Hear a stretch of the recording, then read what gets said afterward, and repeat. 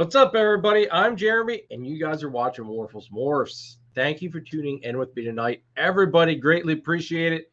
We've got Ken of Primal Scales tuning in with us tonight, so it's going to be a great episode. Ken's got an awful lot of firepower.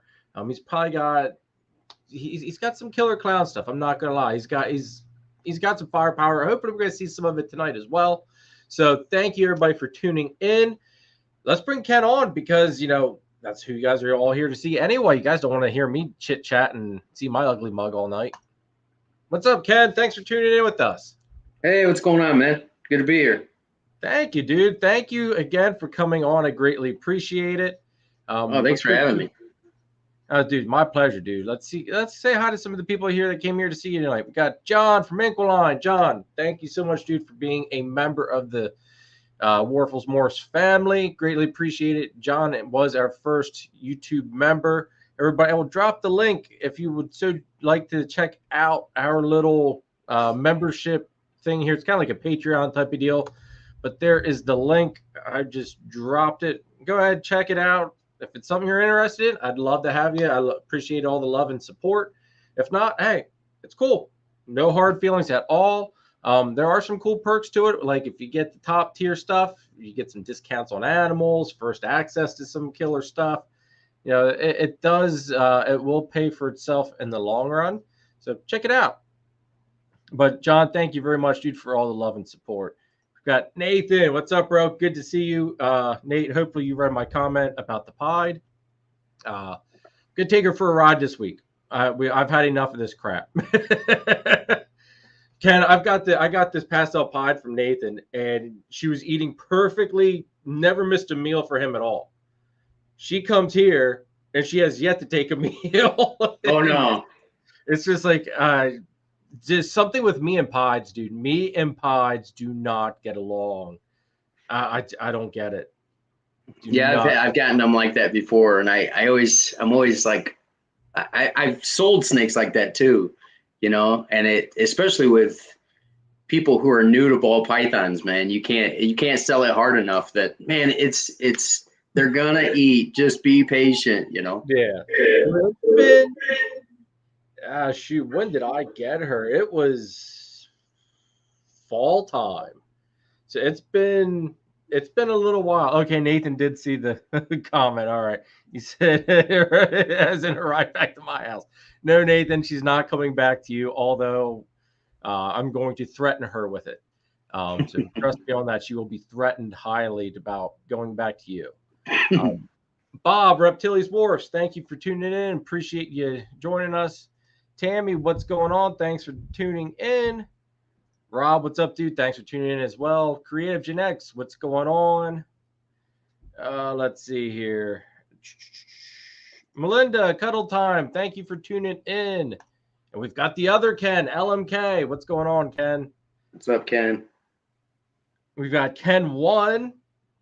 And then we've got Ken. We're going to have to start a numbering system for the Kens, like we did for the Jeremys. Yeah, there's quite a few Kens now in these podcasts. Yeah, I think I've totaled up for Jeremy's. I've totaled up to 4 or 5. Oh yeah, that's right. Quite a few Jeremys too. Yeah. There's a lot of us. It kind of gets confusing sometimes. Clint, what's going on, dude? Thanks for tuning in. Aaron, make sure you stick around, Aaron. You might be happy you did here for picks of the week. Mark, what's going on, dude? Thank you for tuning in as well. All right, that gets us all caught up. So before we get started, everybody, I want to take a minute to thank the sponsors of this week's episode. It's awesome that we have so many people that support the channel. My first shout out I want to go to is with Chris from S Reptilia, guys. Chris, thank you so much for sponsoring this week's episode. It means a lot to me. If you guys need Coco to go and you're in the PA area or anything or any area surrounding like the eastern side of PA, definitely check Chris out. He's got Coco to go, the chipper. He's a distributor for the chipper and everything. He's also got some really nice pine snakes, colubrids, ball pythons. He's going to start dabbling into some other stuff. I think he's raising up some white lips as well. So, blood pythons. Can't forget the blood pythons and boas. Definitely check Chris out. Thank you, Chris, for sponsoring this week's live. along with Nathan at Infinite Possible Pythons. Nathan, thank you so much, dude, for sponsoring as well. Greatly appreciate it. Nathan's working some killer stuff, folks. Do not, make sure you guys keep an eye on what Nathan's doing, because there's going to be some crazy things popping out in the near future, and you are going to want to be on top of it, because he's one of the only few people you're going to be able to get some of this stuff from.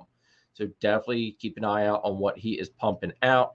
And then the one and only, Joe, thank you so much at the Gettysburg Reptile Expo. I greatly appreciate you guys sponsoring this week's episode. So here we go. Oh, wait, I clicked the wrong thing. Jokes on. Gettysburg Reptile Expo, LLC is located at the All-Star Event Complex in Gettysburg, Pennsylvania. A 45,000 square foot venue with 125 plus vendors and top quality breeders, along with 270 plus tables. If you're looking for a python, boa, colubrid, gecko, lizard, or amphibian, you've come to the right place. Doesn't matter if you're a breeder looking for that missing piece to your project, or a pet owner looking for your next scaly friend, Gettysburg Reptile Expo LLC has you covered. Need an incubator or rack system? They have you covered with sea serpents set up there to meet all your needs. The next show dates are March 18th, July 15th, and November 11th of 2023. Show times are from 9 a.m. to 4 p.m. Make sure to check them out on their website, Instagram, and Facebook. Mark your calendars, because this is one show you don't want to miss. So I'll see you at Gettysburg Reptile Expo LLC. All right, Joe. Like I said again, thank you so much, Joe, and the Gettysburg Reptile Expo for sponsoring this week's episode, along with Nathan and Chris, guys. I greatly appreciate it. Comments are going like crazy. Let's see here. Wow, we even brought Chad out of the freaking woodwork. Chad always forgets the lives. Thank you, Chad, for tuning in. Kingdom Pythons, what's going on? Joel Bartley, thank you for tuning in. You're a new face, dude. Thank you very much. All right, Ken, give us a little bit of background, dude. How'd you get into the hobby industry? What made you decide to start actually breeding instead of just being a keeper? Well, so that's a good question. I haven't ever told my story yet. So it's a little bit different than everyone else's. And so as a kid growing up, we always had animals, like every kind of pet, I have 2 older brothers and a little sister. I come from, family of 4 siblings. And my brothers were all the time herping, we didn't call it that then, but out there flipping plywood. We would go to the creek. And I would always spectate from a distance. I was the one that I don't mind animals, but I don't like surprises. So, they would flip the stuff, and then I would spot it from far away, and they had the balls enough to catch it, And they were a little bit older than me anyway. And same thing. We would go south. I have family in Indiana or Alabama, extended family. My mom would always be like, warn us about rattlesnakes, because up here in northern Indiana, we don't really have any poisonous species. Oh, very rare. So there's really nothing to worry about. But down there, she would always warn us about going out. So I always kind of had this fear of snakes more so than other reptiles, So we would go to, I live like an hour from Tenley, and my first experiences at Tenley, I went, one year I bought a bearded dragon. One year I bought a white-throated monitor. I was more of like a lizard turtle guy. With the monitor, I didn't really know what I was getting into. When we were at the show, that that animal was pretty cool to hold. It was probably a little bit cold. I didn't realize it at the time, because when we got it home, man, that thing came to life. And I kept it for a while, but it was a little bit out of my league. It was like having a baby dinosaur. They were ready to fight all the time. So it was pretty intimidating for me. Fast forward, my brother had boas growing up, a couple of red tails. That actually, they're probably BCIs, but looking back. But so then he had a ball python for a few years. We went to Tenley, and he mentioned to some guy there that he was thinking about breeding. He'd like to see if he could breed them. So this guy sold him a male, and of course, my brother, he's the type, he didn't do any homework. He asked the guy a few questions. He put him in the same aquarium. You know, he was keeping them in a glass aquarium. He put them together. They didn't do anything. And I didn't think much of it. I would go to his house. He'd have them out every once in a while. I would hang out with them, and I was comfortable holding them, but I wasn't really, anything cool to me. I didn't really like have a fear. I could, I just wasn't like, all right, don't put it in my face, right? Yeah. And so I had, we had moved to a little bit more on the country, and I had gotten some chickens, and I got way into chickens, different colors. I wanted, like, if you never got into like heritage breeds of chickens, they're all different, like different hardiness for winter. Certain ones are meat birds, certain ones are egg layers. The different sizes, they lay different color eggs. I got real deep into that. And chickens, when you order chicks from Farm and Fleet, they're like $2 a piece, So I built a chicken coop, and I had chickens going. And then one day I went to get my truck fixed at this place. And I saw this guy had containers in the back, like Tupperware containers in his back room. And I could tell, I knew enough about the animal world that I could tell he was breeding something. And I was like, what do you got back there? And he goes, oh, I breed retics. And I said, oh, wow, that's interesting, And I asked him a few questions, but to be honest, I didn't know my species very well. Okay. This was like spring or summer of 2019. So I didn't really know my species that well. I mean, I knew I wasn't a ball python, but I didn't know anything about retics. And I came home, and I called my brother, and I'm like, hey, this guy at this mechanic shop, he breeds retics in the back room. I told him the story, and my brother's like, oh, those are the world's longest snake, and he's telling me about it. And I said, oh, that's interesting. So then I got on YouTube. Sorry, this is the long version. No, dude, good. So I got on YouTube. What's that? I'm hearing like my on your end. Oh, yeah? Yeah, do you have like the live opened up on another window or something? I do not. No, I don't know what it is. Is anybody else hearing the echo? Now it's gone. I don't know what was going on there. It was weird. All right, I'm sorry. I didn't mean to interrupt you, Ken. There was something weird going on there, and before anybody started saying, hey, there's an echo or something, I wanted to try to nix it. No problem. So, yeah, like I say, I was breeding chickens, which chickens, they pretty much breed themselves. They were running around my backyard, and I had one rooster and about 12 hens, and I was getting eggs. And then, like I say, after I got a rooster, then I got an incubator, and I was incubating eggs.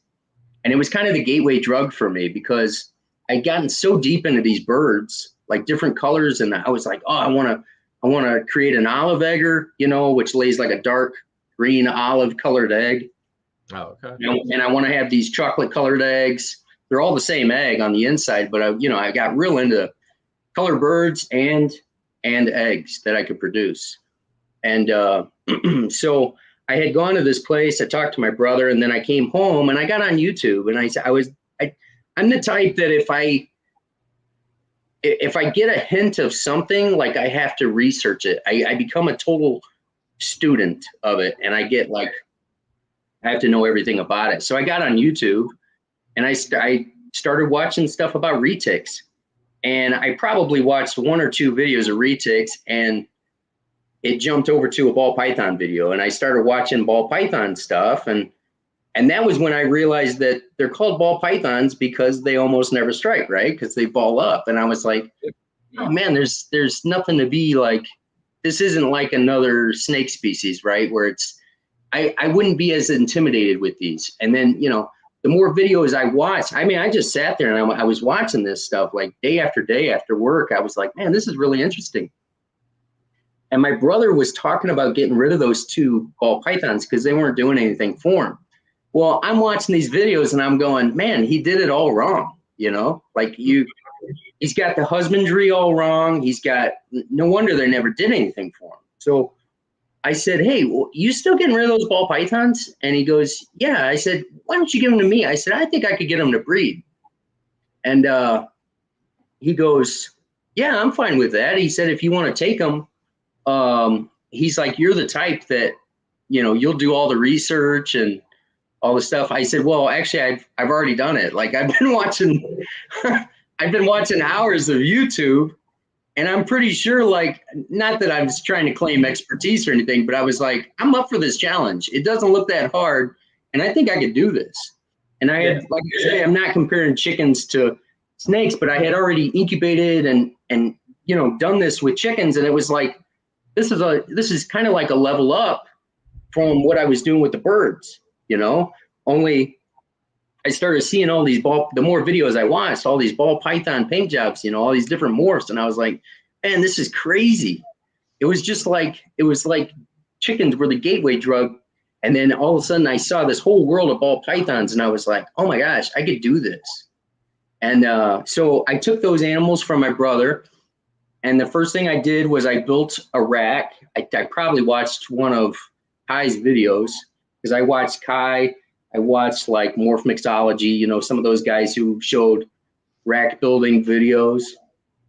And I like I say, I'm a student of whatever I want to learn. Like I wasn't trying to collect as many snakes as I wanted to right away. I built a rack. I did it. I trying to do it the right way. I separated both of those animals.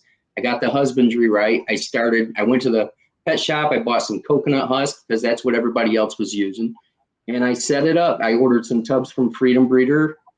And once I got them set up, I left them like that for about a year, until the fall of 2020 season. Oh, let me back up. So as I'm going down the video, I realize, or I'm watching these videos, and I'm like, wait a minute. The male I had was a hypo. I realized that. I learned that by watching these videos. I was like, I think that's a hypo. And the female was just a huge normal. Okay. And I was like, okay, I don't know that, I didn't really know a lot about recessives yet, but I was like, I don't think I'm going to do what I want to do with these two, by pairing these two. So I went to Tenley and I bought a different male. And all along the way, my wife's like, 2 snakes is enough, and I was like, well, just one more. And so I went to Tenley. I bought an Inchy Lemon Blast. Ooh. And I brought it home. And I was like, all right, this is the male I'm going to put to this female. And so as I was keeping them separate. And then I started looking at what I could make with these two, And I picked up the Inchy Lemon Blast just because I liked the way it looked. I didn't think about what I was going to produce with it at the time.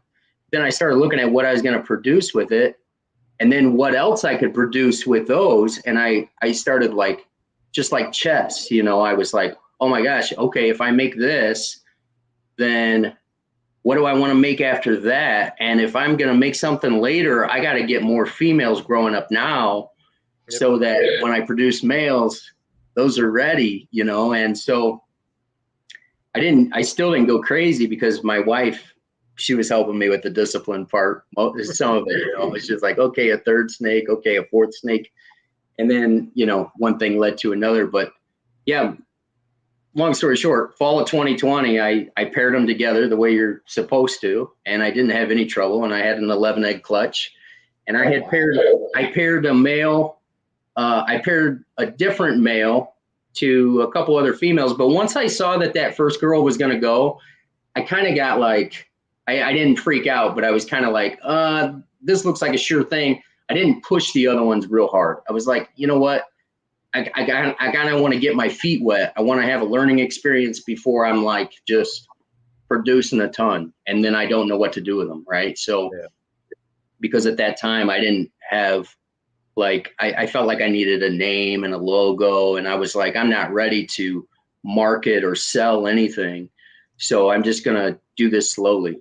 And that's what I did. And by the time I produced that first clutch, I probably had like 20 other animals, but they were all growers. You know, I didn't buy any adults at that time, like proven adults. So those were still growing up. And then, you know, then what was it? Fall of 2021 would have been last season, right? Yeah. Fall of 2021, I started breeding. I bred like, you know, 8, and I think I had 6 or 7 clutches last year. So that's where we're at. That's a long story, but that's how I got started. Yeah, it's kind of a little bit different story, but I sort of overcame a fear of snakes just by educating myself on them, you know, and learning like there's nothing to these. Well, it's funny though, just because of like it started off with chickens, and then it's kind of switched into, you know, the snake thing. So that's really cool, dude. Like growing up on I don't want to say a farm, but like I know what you're talking about with the chickens and the different eggs and all that stuff. But that's like we only had Rhode Island Reds, and I remember was it Leghorns or something like that, the white ones that you normally use for meat, I think. Yeah. Like those were the ones that we normally had. Now my cousin has chickens, like the ones that look like they're floofy and like lay blue eggs, and like she's got some really weird kooky things. Yeah, the Easter eggers. There was I was getting like blue copper Morans and black copper Morans. They lay like a chocolate colored egg. Okay. Yeah, I was getting pretty deep into that, and by the time once I got the snakes, that kind of took all my interest from the chickens, and I think I did those for like another season. Then I said, you know what, I'm tired of trying to keep this water from freezing every winter, and I'm just done. I'm done going outside and shoveling bedding and all this stuff. Now I do that for rats, but you know, I didn't know that at the time that what I was getting into there. So. Well, did you plan on getting into the rats after you got to a certain point, or was that something where you got tired of paying the food bill? You're like, I'm done paying for this. I'm going to raise my own, maybe try to get a little bit of return back on it. I think I had about 5 snakes, and I was trying frozen thawed, and I was doing, you know, I was going in with the puppet show, and I was people who are successful at frozen thawed, they always laugh when I say that, but that's what I felt like I was doing. They've got it, and like people who've got it down, man, I think it's awesome. And I think it would be harder for me to go back to that now. But at the time, I mean, I kind of wish looking back that I'd stuck to it. But at that time, I was like, man, forget this, because, you know, sometimes I'd be denied and I didn't know if I was, you know, I was running back to the sink and I was pouring like steaming hot water on it, and then running back to the animal and doing it, trying to sell it again. And if they still didn't want it, I was like, well, you know, I don't know if it's me or the snake. And, you know, I don't want to be trying to produce animals and maybe my problem be that I can't get enough food in the female, you know, because I'm not selling it the right way. And so I was like, I'm going to remove that variable. I don't like variables. So I try to have very controlled, you know, as much as possible what I can control. Like I've never built an incubator when it came to reptiles. I bought one. I bought a sea serpents because I was like, I had heard horror stories of people losing clutches with homemade incubators. And I was so afraid that I was like, man, I don't even want to mess with that. I don't want to wonder if something goes wrong. Well, was it my incubator, or did I have my temperatures? You know, I try to remove as much variable as I can. And I went straight for the professional incubator. Sorry, I got off topic, but no, dude, I love lives. Like I don't care where the live goes as long as it's a good conversation and fun. Yeah. You're saying with the incubator there, dude, when I built mine, like I had heard the horror stories too. I built mine. I was like, you know, this, like I was scared to death. I fired that sucker up and I ran it, I bet you, for like 3 months with nothing in it. Just ran it for 3 months and I monitored those temps like crazy. Yeah. Okay, after 3 months of running it, it's like, all right, I think we're good. And then I thought to myself, say, wait, no, run it 1 more month. It's like, you're going to turn it off and you're going to turn it back on. Something stupid's going to go on. So I ran it for 1 more month and it was fine. Yeah. And then we had 4 clutches our first season. So that I was every day I came home from work, I was down here, I was checking temps on the eggs, looking in, making sure everything's, nothing's going screwy. Like, it was nerve wracking doing the DIY route. Now, I'm sure it probably would have been nerve wracking using something professionally made even for me as well. But Yeah. I worry a little too much sometimes. But after I got that first season under my belt with it, it's like, okay, it proved itself to work fine. We're good. No more worries. No, that's great. This year I upgraded the fan system to it. Instead of a single fan, I now have a double fan system. So now I'm back to a slight worry as to, is the extra air circulation going to do anything stupid? So I'm not worrying too much on it, but I am keeping close tabs on what's going on with the temps and stuff with it. Yeah. I didn't even, at the time that I got the incubator, I knew it was a little bit early. I hadn't actually had a clutch hit the ground, but I saw one pop up for sale near me, and it was a sea serpents. And I knew enough about sea serpents that it was, I looked up the product and I started watching stuff on the product, and I was like, well, I'm going to contact these people and I'm going to go buy this. Yeah. And it wasn't cheap because it's such, it's a good product, but it was used and I got it a little bit cheaper. And so I loved it, but I did the same thing you did. I mean, I ran the thing for probably 2 months before I was ready to put something in there, because I was just like, I wanted to make sure that it came with a thermostat, and I was like, I don't know, should I use this thermostat or swap thermostats, And so I was playing around with it too, but it turned out well. What thermostats are you running? I use all by VE, by Vero Electronics. Yeah, I know everybody likes the what's the other one? The Herbstat. Yeah, I like the VE, and I saw one of Justin's videos recently, and I saw a couple of them in the background, and it made me feel a lot better. But I find it reliable. I've never had a problem, so I mean, granted, I'm still fairly new, but. Well, I mean, I use Herbstats. My buddy Mike that does the boas, he uses everything VE. He's never had any issues. I've never had any issues. I don't think you can go wrong with either one of them. I mean, let's face it. I mean, somebody out there's had a bad experience with both of them, but it's worked good for me so far. Yeah. So you asked me about the rats, but so I tried the frozen thing, and then after I got to about 5 animals, I was like, well, I'm gonna. It was taking a lot of time, to heat them up. I felt like it was a lot of time. So, and then I started doing live, and then I was having live ones that they weren't eating sometimes, and I was like, well, what do I do with these? Every once in a while, I was winging them over the fence into my neighbor's yard, knowing that an animal was going to get it. It wouldn't go to waste, Yeah. And then I threw a couple in an aquarium, and I was like, well, maybe they'll reproduce or something, and then I started researching breeding rats, because I was like, this is a problem, and paying for them every week from the pet shop is going to be a problem. So I could see that early on. And so then I started breeding them, and I like it for the convenience of, if I can go out there and get an appropriate size rat, if I have it, get an appropriate size rat when I want it, and then throw it back if it doesn't get eaten. Nothing goes to waste that way. See, that's the one benefit to feeding live, is that there's no waste with it. I feed frozen thawed. As my brother says, I make the dead rat dance, which essentially is, it's like you said, the puppet show. It's making the dead rat dance. I always I break my feedings down to 2 days. One day I'll feed some of the stuff that's in the hatchling rack, and then some of the adults. But I'll hit the adults that I know are finicky little suckers.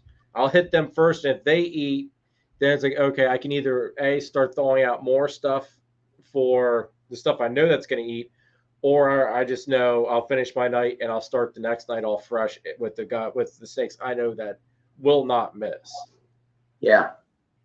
Yeah, and I've been to other breeders' places before that do frozen thawed all the time, and I was pretty amazed. It just it was in the evening, and he was opening these tubs, and they were coming out, And I was like, holy cow, they're all like that? And he's like, well, yeah, the only time I open these tubs is when I'm feeding them frozen thawed at night. And I was like, wow. And I've heard Adam say he does that, Adam at Proper. So I've heard him say he does the same thing. And I was like, it was really eye-opening to me. Like, wow, you can really get these things trained on that. And because mine don't do that, they respond to a live rat, but I have certain ones that I'm confident if I went in there with a frozen thawed, they would take it. But other ones, nah, they're not. They're just hanging out in there until something, is alive and moving. Well, I know, like I've got triple hets I have growing up. They are on live only. They will not take a frozen thawed to save my life. They're the only ones that are on. Oh no, that's a lie. The gray matter I have, he's being a little sucker and he wants live mouse hoppers. So I'm in the process of switching him from that to frozen thawed rats. But that in itself is its own issue. Yeah, I've only got 3 that are on live, but I just run to the pet shop. I mean, it's I think a live weaned or small rats like $4 a pop. So I just gotta suck that up. But other than that, I've got my rat suppliers. Chris from B&S is one of them, and then Rick from RKZ Rodents. He's a local guy as well. But I can't beat the prices for the amount of time it saves me from having to take care of, all the rat stuff.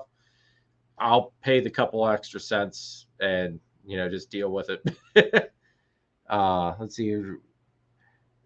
Eric says, reason I go for V is if it fails to the off position, from what I understand, the other brands fail to the on position, which could cook your eggs or burn your snakes. Oh, okay. Wow, I didn't know that. I didn't know that either. I didn't know. Yeah. Snugster, what's going on? Brandon, what's going on? Thanks for tuning in. Phil, thanks for tuning in. Everybody, if I miss saying hi to you, I apologize. I'm only human. I know John here from Ankline asked a question. I wanted to hit it because it is one of our questions for the night. We'll just kind of skip ahead to it. But what are some of your top projects, Ken? Well, I bought a lot of DG Clown stuff this past fall. I'm looking ahead to that.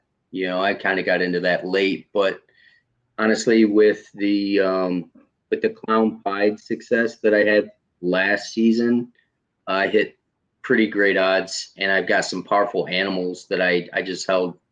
I held all 3 of the double visuals back, so I'm going to put all of those into DG Clown stuff and try to go for the triple. That's my big drive now. And I'd like to, somewhere along the lines, get some hypo in there too, get some hypo going. I like the G-Stripe Clown stuff, and I've got hypo in that as well. So I like to use hypo as kind of like a kicker gene when I buy animals. I try to buy like what I'm going for, and oh, by the way, if it's set for hypo, that's great too. It's kind of like, if I hit the hypo, that's awesome. It's not like I'm not driving it, but now that I've hit a couple hypos, I didn't have any in my collection. I love them. Yeah. So I know I've got one visual hypo, and I love her. She's absolutely stunning. Hypo is something that's starting to grow on me. Yeah, it's so underrated. It's such a great enhancer. Like, not just that. I mean, it just brings that color out so well. It's great. I would say I like I like it throwing it into the dark stuff. Like mine's the one I had. My visual is a GHI Mojave chocolate hypo, so it makes that black have that bluish gray tint to it, and I freaking love how she looks. But you still have that really nice looking dorsal stripe. Granted, the chocolate kind of takes the brightness away from the dorsal, but it's still a really unique animal. I'm looking forward to making like some of the super chocolate hypo stuff, getting into that. Yeah, I like that stuff too. I was looking at some animals recently that I was trying to figure out how I could work them into what I got going already, Nice, dude. Nice. Everybody, before we get too far into it, two things. One, make sure you guys check out all the sponsors of this week's episode. Links are in the description down below. Check them all out. Nathan and Infant Possible Pythons, Chris at S Reptilia, and the Gettysburg Reptile Expo LLC. Check them out. Links are in the description below. And as well, any super chats, super stickers, all that stuff, greatly appreciated, folks. You don't got to do it. It's greatly appreciated, though. And all that stuff just is going to go towards, any of the minor upgrades I got to do here at Warfels Morphs. Probably going to put it towards getting some PVC enclosures for the carpets next. Since we did hit the ultrasound fund goal, all the super chats you guys donated basically paid for half of it, and the snakes paid for the rest of it. So thank you very much, everybody, for all the support on with that. Let's see here. And also, if you guys have any questions, make sure you guys drop them in the comments. I will get to them as quickly as possible. If I don't get to them right away, I've starred them, and we will get to them at some point. So just let that be known. I gotta say hi to my niece here, Lexi. What's going on, little girl? Thanks for tuning in. Great to see you. Jolly, what's going on as well? Jolly loves hypos. I think it's very underrated. It has its place. Like, it's not something I love, but it does have a really good place. It's a killer in so many combos. Rick here. Rick, new face. Thank you for tuning in. Everybody, if you're new, make sure you hit that subscribe button as well for me, and definitely hit that thumbs up, please. Hypo DGs are awesome, especially with chocolate in the mix. I'm anxious to see like DG chocolate stuff. I don't know if I've actually ever really looked for DG chocolate, but definitely having those triple hats. Because the hats I have, it's DG. Was it DG Clown Hypo? Yeah, DG Clown Hypo. So it's some killer stuff if we can hit the odds. That's the thing, though, hitting the odds. All right. Let's see here. So how big's your collection, Ken? Like how many started out really slow and small, but it's gotten a lot bigger from how it looks in the background. No, not a ton. Actually, half of these are empty.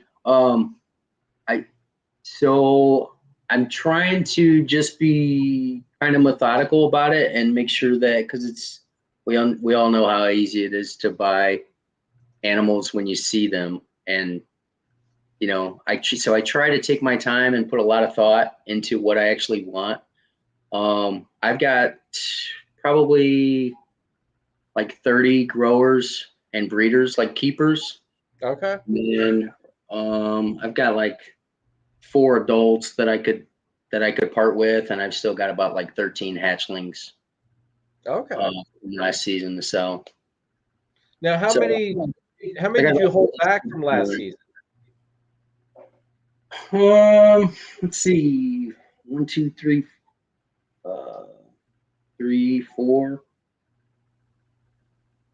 5. Okay. So that's 5. About, I think that's 1, 2, 3, 4. I think I did 4. Did 4 or 5, but yeah. Like, we're basically right there on par with one another then. Yeah, I had more than that along the way, and then as the season went on, I was like, you know what, I don't think I'm going to keep this one. I don't think I tried to make some like hard decisions. I try to stay real disciplined about it. Like, of course I'd love to keep them all, but it's just like, how much do you want to house and feed if it's not part of what your bigger picture is later, I guess. I want to stay small and just keep sort of increasing the value of my collection. See, that's exact. Like, my first season, I held back a lot. Basically, I held back some females that I probably shouldn't have held back. And when it came time for me to start vending, it's like, you know what? I can have a much better animal sitting in that rack, taking up that spot. So I actually ended up putting them on the chopping block, and they went. I don't regret it. I mean, it kind of sucked, but because they would have been ready for this season or this coming season. But at the same token, it's like I can, like I think the one was like a pastel female. She ate like crazy. She was growing like crazy. But at the end of the day, she was just a pastel, no heads attached to it. It's like I don't really need that in the rack. I can fill that spot with, a visual and then a head of something. So it kind of, you've got to make, if you want to stay as small or at least grow at a slower pace, I think it's really important. You got to pick and choose what you do keep. Yeah, I sold the snake that's in my logo. He's a breeder male. I sold him this past season, and I didn't even realize, that I sold my logo snake until after I'd done it. But at the same time, it was like, well, I'm not gonna, if I'm done with that animal, at least for now, it's not in my plans. Then I'd rather take that money and put it into something else. Yeah. See, I'm having a hard, because I have that bumblebee clown of mine, and he's not getting paired to anything this season. My issue getting rid of him is that he carries that crazy pastel line that I have floating in my collection. He's the originator of it. And it's like I can't justify getting rid of him yet because I don't know if I'm done making more stuff out of that pastel line. I mean, I've got babies that are carrying it, but it's like when I pair him to whatever, I know if it comes out with pastel, it's going to have that line. And it throws some brilliant looking patterns and colors, and the babies are just phenomenal. Oh, that's awesome. So yeah, I have a hard time really justifying getting rid of him. Yeah. Yeah, anything new like that or just anything that looks different or cool is just I could see how hard it would be to get rid of, because you just don't know until you know for sure. Yeah. Aaron, you hit it right. Basically, I mean, he is a backup for a couple different pairings. To where if one of the males goes off food for too long, because basically now the males that are left breeding are off of food. Their minds are on other things. Basically, he is the backup if need be at this point. But I don't think I'm going to have to use him because everybody, with having that ultrasound, I now can pinpoint when to throw the males in.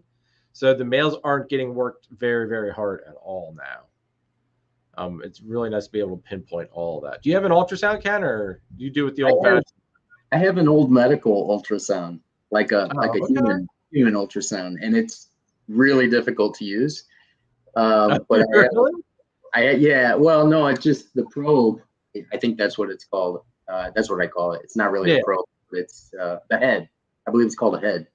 Anyway, it's convex. Oh, okay. So it's not flat, and you wouldn't think it would make that much of a difference, but it really does. And so I can see the follicles with it, but it's not as convenient as you got to it takes some practice, and so I don't use it a lot. And I actually enjoy kind of studying the animal and looking for the signs. I can see where I'm going to need it more soon because I'm borderline starting to spread some of my males a little thinner. But for the most part, I keep my males paired to 4 females at max, 4 or 5 females at max. So I just go once a month for each female, make sure he hits every female once a month, and then I feel for follicles, because I palpate. I saw somebody it was Gomez. I watched his video on palpating and I tried it with the napkin and I was like, this is brilliant. I love it. I like kind of testing my skills with that, and growing as a breeder with that. And I'm not discounting the ultrasound. It's there. It's a tool. You know what I mean? I like the learning experience of all the detail of the animal. I like doing the palpating method to one, if I know they're building follicles, then it makes palpating a little bit easier because then I know when and that I should be feeling something. Now, after they get to about a dime or so, then I can really start feeling the follicles, no problem. but it's once it's up until they get to that size that it's like, is there really something in there, or what the hell am I feeling? Yeah. And as Yeah. they get, as they get bigger, obviously, it's easier and easier. Yeah, I'm in that sort of middle ground right now too, where a lot of them have gone off food and they're bowl wrapping, but I can't feel follicles yet. So I was actually going to drag the ultrasound out today and use it, and I did a bunch of other stuff. But I will this week. Well, I know. I mentioned on last week's live, I got the ultrasound out, and I ultrasounded my one carpet. Actually, I did it this week, I think, too, just to check her. I ultrasounded her like 2 weeks ago, and then I checked her again. I thought I'm going to try to get better images of her. Now, I should have filmed it because this time is a little bit more successful than the last. But my one carpet's at 17 mil follicles. And I've got the male in with her that was supposed to be a female, but now is a male. I got to make a whole video on that, folks. That is coming. I'm going to do that probably tomorrow. Have you had carpets yet? What's that? Have you produced a clutch with the carpets yet? Not yet, dude. I'm hoping he's kind of acting like he's trying to get to her now. But this was going to be my first year producing carpets. But Xena ended up turning out to be a male. So that really threw the monkey wrench into the whole freaking carpet plan, because the whole thing was based around her. And I raised, I've been growing her up for 3 years. She was a year old when I got her.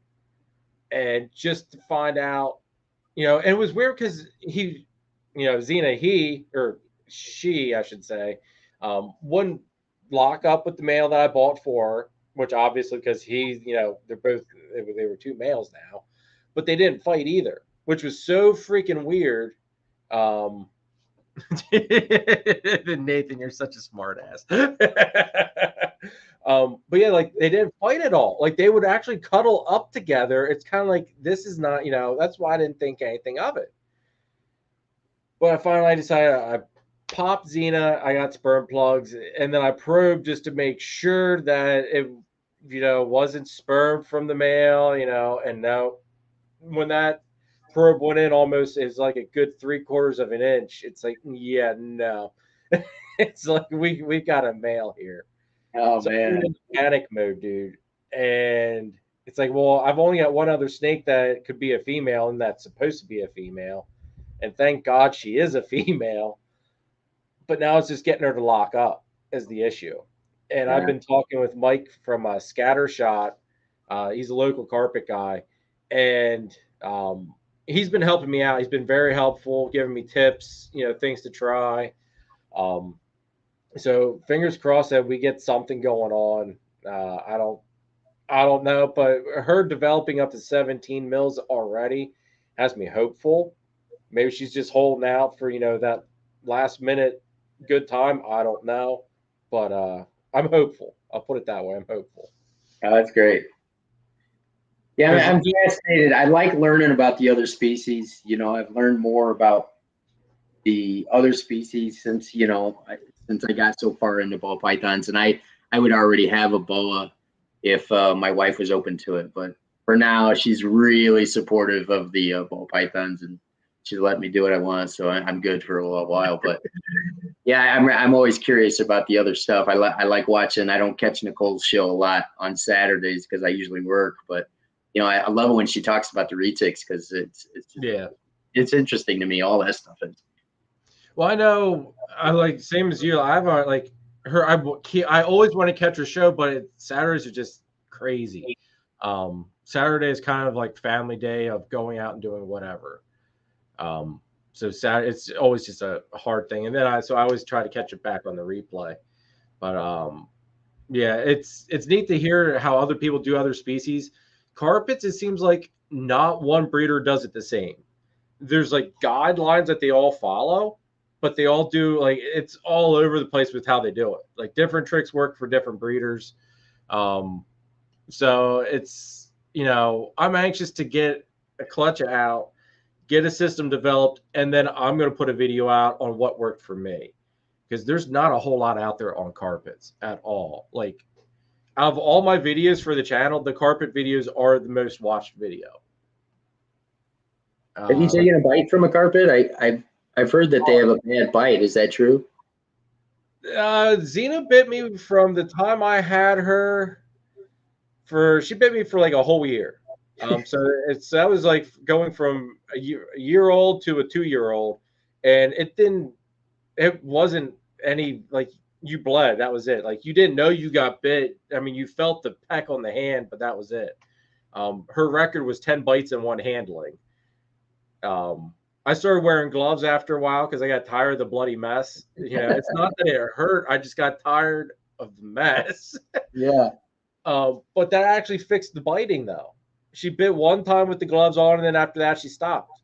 Oh. So I don't know if she didn't, like, if her teeth got hung up on it enough and she didn't like it. But, you know, well, I say he. Yeah. Well, you know, he stopped doing it. I mean, he's still a little bit on the defensive side in the getting him out of the enclosure. But, dude, you get him out, and I'll let him up around my face now. Like, I trust him, not as much as the other carpets, but we're building that trust where I'm more, you know, I worry less about him doing a random bite. Right. Melinda, yes, I do plan on changing his name. I'm thinking, I think I had to keep it related with Xena, so I'm thinking about Xenor. I don't know yet. You got to learn pronouns. What's that? Pronouns, so you got to learn them. Yeah.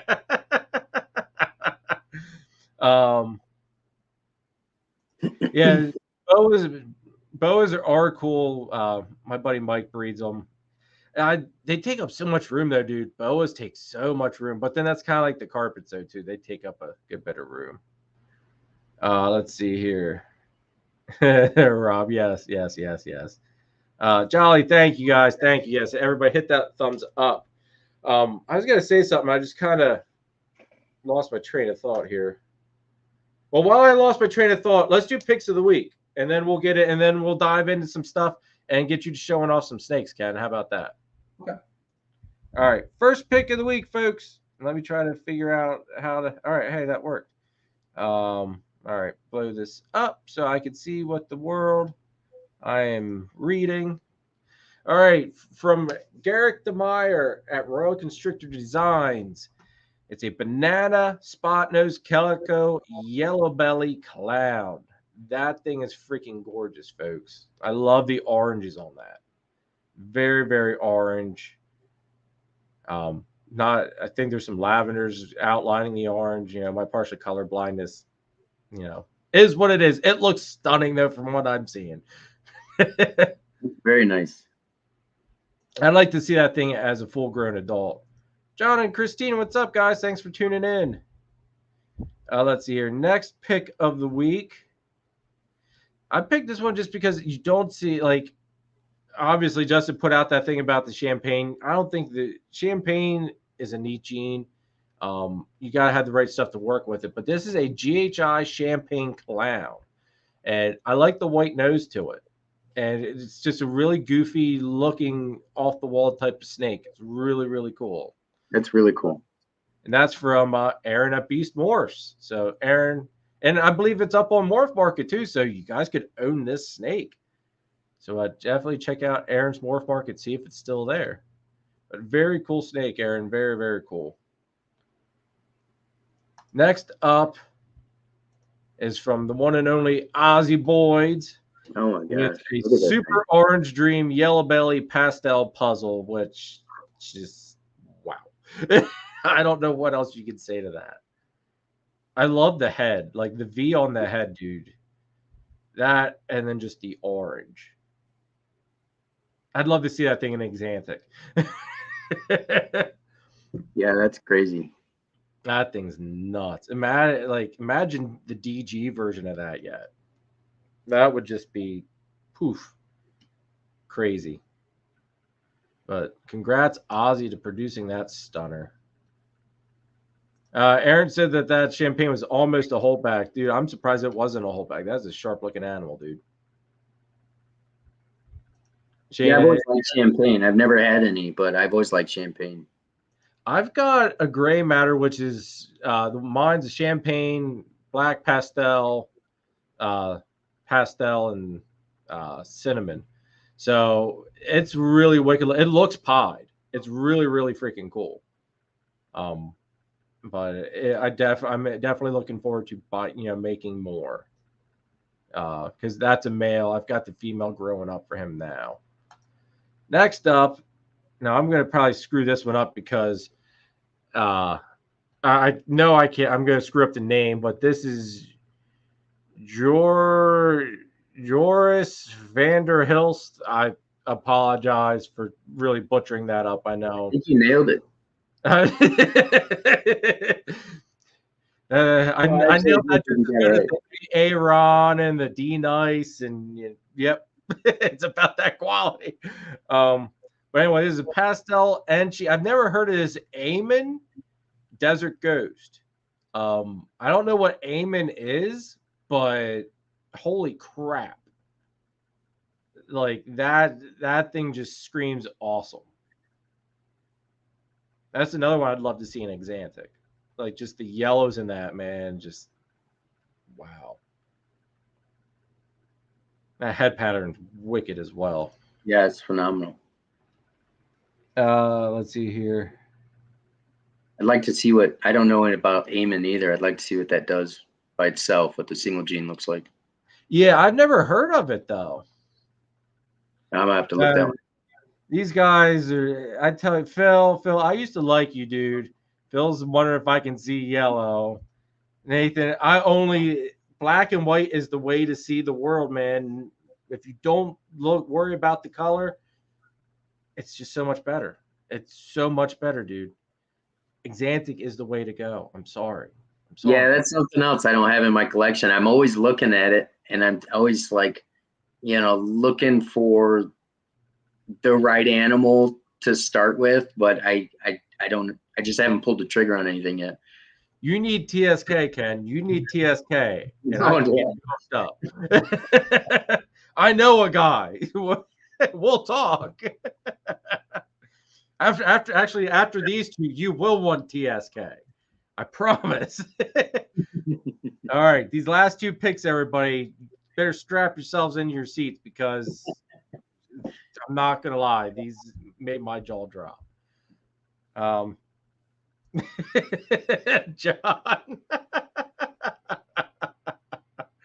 Oh God, I love you guys. All right, here we go, everybody. Hold on to your seats. This is by Ball Brilliance, a TSK Batman. That thing, my friend, is freaking gorgeous. Like, I don't know if it's the pose that it's in, but the angle of it, like that, just the face on that screams amazing. I just love that. Oh God, when I came across my feed, I got excited until I saw this. The next one, what's up, Chris? Thanks for tuning in, dude. The next one beats that one. And again, from Ball Brilliant, but it's a pastel TSK Exantic Batman. That's just, whew. Wow. I think I like the Batman better. Really? Yeah, I mean, I like them both. How could you argue with either one of them? But yeah, in an Exantic, I guess I would like the brighter one, the whiter and black one. But yeah, I like the Batman without pastel. I like the silvers and the contrast on the other one. Okay. See, here's like with Exantic, like as the other one gets older, it'll start like the grays will kind of start to not look as nice and gray anymore. Yeah. That's when the pastel kind of takes in. Like right now it looks really bright, but as it gets older, it's going to look better. So, it's kind of one of those double-edged swords things where it looks baby, and you know how it is. They look so great as babies, and then they kind of start going downhill from there. Yeah. The pastel dirties too, right? Like as it gets older, but what's that? I said the pastel dirties too, though, right? Like as it gets, I know what you're saying. It stays brighter into adulthood, but yeah, like it is pastel is a must with Exantic. Oh, really? It is, yeah. Pastel is one of those genes that complements Exantic big time. Better than fire? If you mix pastel and fire into Exantic, you've got a killer freaking snake, dude. Yeah. Things that brighten are meant for Exantic. Like your pastel, your fire, Desert Ghost is amazing with Exantic. That's part of the reason why I did my pairing for double head Exantic DG stuff this year, because I can hit the pastel double heads. So that's going to be, awesome no matter how it goes there. Jar's right, vanilla.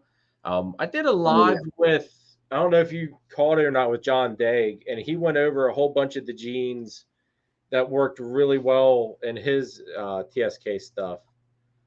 But Chris, yeah, DG is a must with Exantic. It definitely brings out the black and whites with it.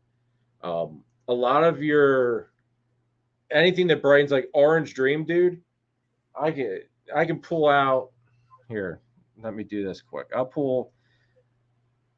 going to steal Thunder here just for 1 second. Oh, wait. Hold on. Let me figure this out. All right.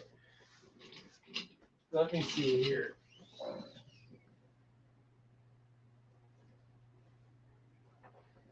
Now, Exantics always look crappy on camera for the most part. But this girl's starting to go towards the shed. I mean, like, this is an Orange Dream Exantic. Oh, okay. Nothing else, just OD Exantic.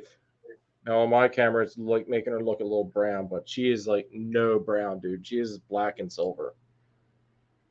If she would work with the camera here. Yeah, she's pretty. Her head, I love. But yeah, Orange Dream and Exantic are very good together. I don't think I've seen an adult Exantic in person, come to think of it. Maybe if someone's selling them at a show, but most of what I see are the ones that I've seen are on Morph Market or else at a show. They're mostly hatchlings. So yeah. Well, I can pull her out. I see the adults that people are selling on Morph Market, adult Exanthics, and of course, they look a little bit darker than the hatchlings, but I've never seen one in person. This is the adult pastel Exantic girl that I got from Nathan that just laid the clutch. So she's starting to go towards her shed. I mean, you can see, she's just black, silver, and white.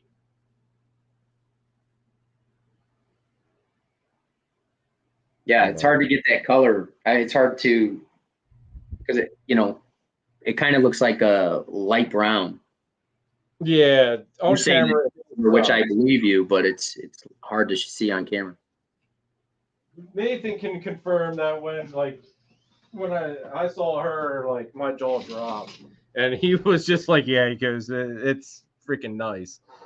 Let's see, Nathan's being a jerk here. All TSK are brown. Nathan, come on, man, you like VPI, dude. Texoma, what's going on? Thanks for tuning in. John says, remember, he's colorblind, guys. Give him a break. I love you guys. This is why I'm so glad I'm friends with all of you. Brown, gray, black, all this. Oh, John. She's not brown, Nathan. She's not brown. Yeah, EH Exotics, thanks for tuning in.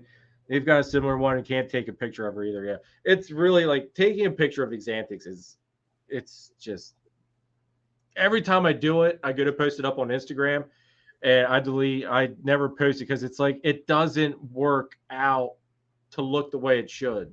Yeah.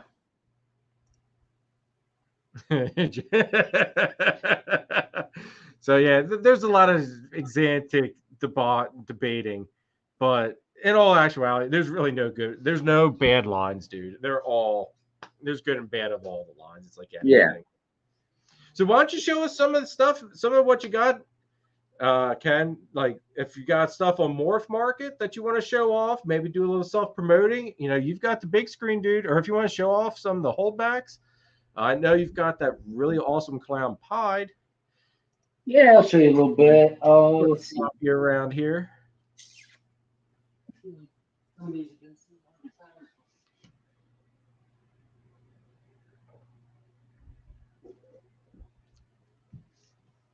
John, you don't gotta try and make Nathan feel good now.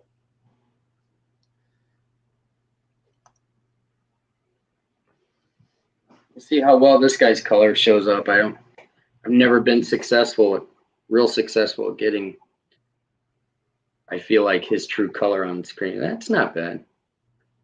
No, he looks nice, I think. He's real bright on the edges. See, he's got a lot of very intense oranges on the sides there. Yeah. He's got some good size on him. So I got kicked in the gut recently. I had this guy genetically tested. That's a whole nother story, but I forgot you got your, because you and I sent our test in about the same time. Now, that's one thing I wanted to talk about too, was your experience with it. But so story with this one. He came from what I thought, what was sold to me as a yellow belly or asphalt clown pet pied. And I didn't test that sire because I figured I could save a little money for now and just test this one. Yeah. So if the sire is carrying the gene, then he didn't pass it, because apparently this is negative for yellow belly and asphalt. Okay. So, which is kind of crazy to believe, but so according to them, this is just a clown pied. See, I sent my test in to see about that Enchi asphalt and or yellow belly I got from Nathan. And my test came back negative for asphalt. But everybody that looks at that snake, they swear up and down that it's asphalt, not yellow belly. There's some people that just have that eye that they can pick that out. Gavin's one of them. He was talking about that on Glenn's live here the other night. But after hearing the issues they were having with the asphalt and yellow belly complex test, and the fact that they pulled it because of said issues, makes me I'm very reluctant to believe their test results on it. Yeah, I'm kind of in the same boat too. Like, for one, obviously I wanted a positive result on the asphalt because I got the negative on the yellow belly first. And then a couple weeks later, they told me that it was negative for asphalt as well. And I was like, man, that's just so hard to believe that it doesn't have either one. This thing, you cannot appreciate the color on this camera. It's bright orange, and these flames are all filled with orange too. I've never seen a clown pied like this. So I thought for sure it had something. If it doesn't, it doesn't, but we'll see if they get things straightened out. It doesn't matter right now because I'm keeping it. I'm going to breed it. We'll see. Time will tell. So I'm going to keep trying to get that Enchi asphalt or yellow belly to pair up, because I don't until I physically prove it out myself. And with hearing some of the other stuff I've heard about people getting, proving out the animal before their test results came back, and then their test results said that, the animal was negative for whatever it just proved out for. I don't know. I've got my doubts with some of this stuff. And then them pulling in, Mark here said that he's spent money on 2 Ultramel tests and he's out of luck. But Ultramel, I think, was one of those tests that they pulled out too. Yeah. So I don't know. I mean, this genetic testing thing, it sounds great, but at the same token, I think there's some flaws with it they really got to work out. Yeah, this is a sibling. Dude, the neck on that thing. Well, see, that's the same thing. I had this one tested same for yellow belly and asphalt, negative for both. And then The sire, like I say, I didn't test the sire directly. I'm going to test the sire, I think. But I kind of want to wait, because if they're having problems, and I just like, you don't want to waste another $65. Right. So, but I did originally with that sire, I bought 2 of those. They were supposed to be exactly the same. So I tested the brother that wasn't the sire of this clutch, and he tested negative for both as well. So, did somebody mis-ID the snake when they sold it to me? That's possible, and I'm not upset about it. I mean, it happens.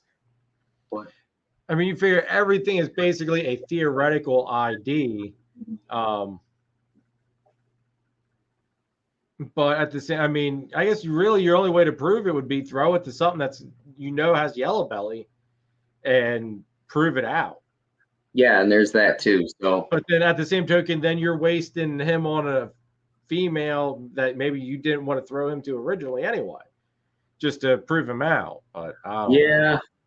Yeah, we'll see. Time will tell. It'll work itself out. Somebody told me in that first one I was showing, they thought that it had blade in it. And it's somebody who works with clown pieds a lot, and they are convinced that there's multiple lines of blade. I mean, I don't know. I've got an open mind to whatever. The animal looks freaking cool, and it's a one of a kind. So I mean, it's great. Like I say, I'm not trying to sell it, so it's not like I don't have to know right now. Yeah. Let's see here. One has a pastel-looking head. That's true creative. If you breed it to an ivory, then you're gonna know for sure. The second one's definitely pastel leopard. Those were both in the pairing as well. Okay. Yeah, everybody's thinking that. Yeah, they were saying that the one was pastel. John says show the dad ones. Let me show you this one first, since I got it in my hand. All right, you're good. This is from my clown pied, or my G-stripe clown stuff. So this is a double het that I made. This is a hypo blackhead Inchi. Ooh. And this is a male. So his color is not coming in that great either, but it's spectacular. I was say, I'm sure, like, my eyes aren't picking it up right, but I'm sure that he actually, he looks a lot better in person. I'm seeing what I think would be oranges in the alien heads. Yeah, he's every tint of orange and like smoky black. I mean, it's great. Very nice, dude. I need to get it. It's coming.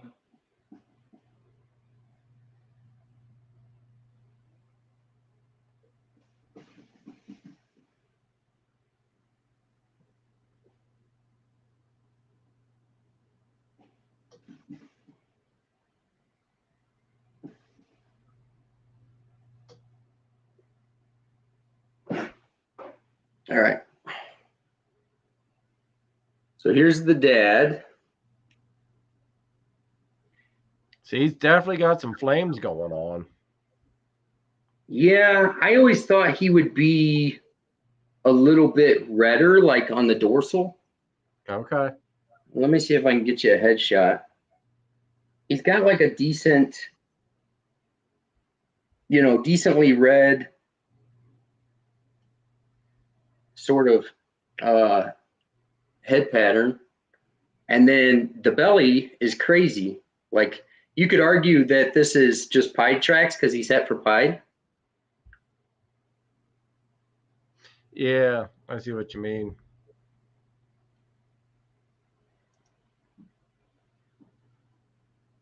So what do you guys all think? Yellow belly or no? So I'll tell you, I got both of these from a pretty reputable breeder who has worked a lot with the Freeway Project and clown pieds. And there's no need to mention his name right now, but when I got these, I sort of questioned it over time, because I was like, no, they don't look a ton like yellow belly clowns that I see online, you know, and he was forceful about it. Those are absolutely what I sold him as. Okay.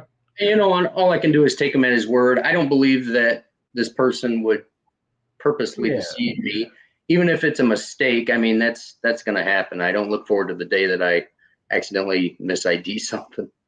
Well, that's the thing. I mean, but it happens. I always say everybody to, you know, even in my morph market stuff, it's my theoretical ID. It's my best interpretation of what I'm visually seeing. You know, until you physically breed it and prove it out, you don't know for sure.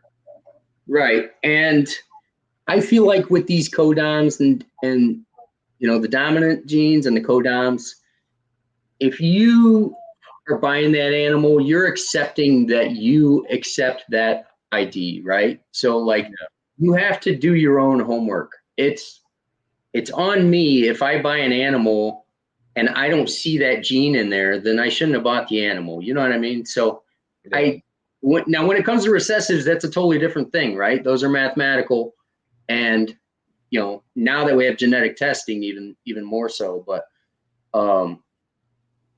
if it's a mathematical guarantee, that's different. Or if it came from a super, right? But like when you're buying somebody else's interpretation, you need to have that same interpretation before you buy it. Otherwise, you know, it's on you, I think. Aaron said if it didn't come from a highway, then it could be a mis-ID. Right. Yeah, I mean, you know, he wouldn't be the first person to mis-ID. It's easier to mis-ID something and more forgivable, excusable to mis-ID something than to mis-sex it. That's still a touchy subject on my end. and you know, I look at it like this. Triforce made a good point. You know, it might be a standard clown, but this dude is het pied, and he threw the pied gene to 4 out of 5 eggs. Yeah. So, and then the mom is het clown, and she did the exact same. She threw clown to 4 out of 5 eggs. So, other than those 3 double visuals, I hit a clown, a leopard clown, het pied, and a pied het clown. Nice. I didn't hit any. I could hit double hets, and I didn't hit any. Dude, that's freaking awesome, man. Yeah. So I'm hoping she throws clown just as much this year because I'm breeding her to my bongo clown male, and I'm hoping to hit some bongo leopard clowns that are het for pied. Nice. Very nice. Yeah. Anything else you want to show off?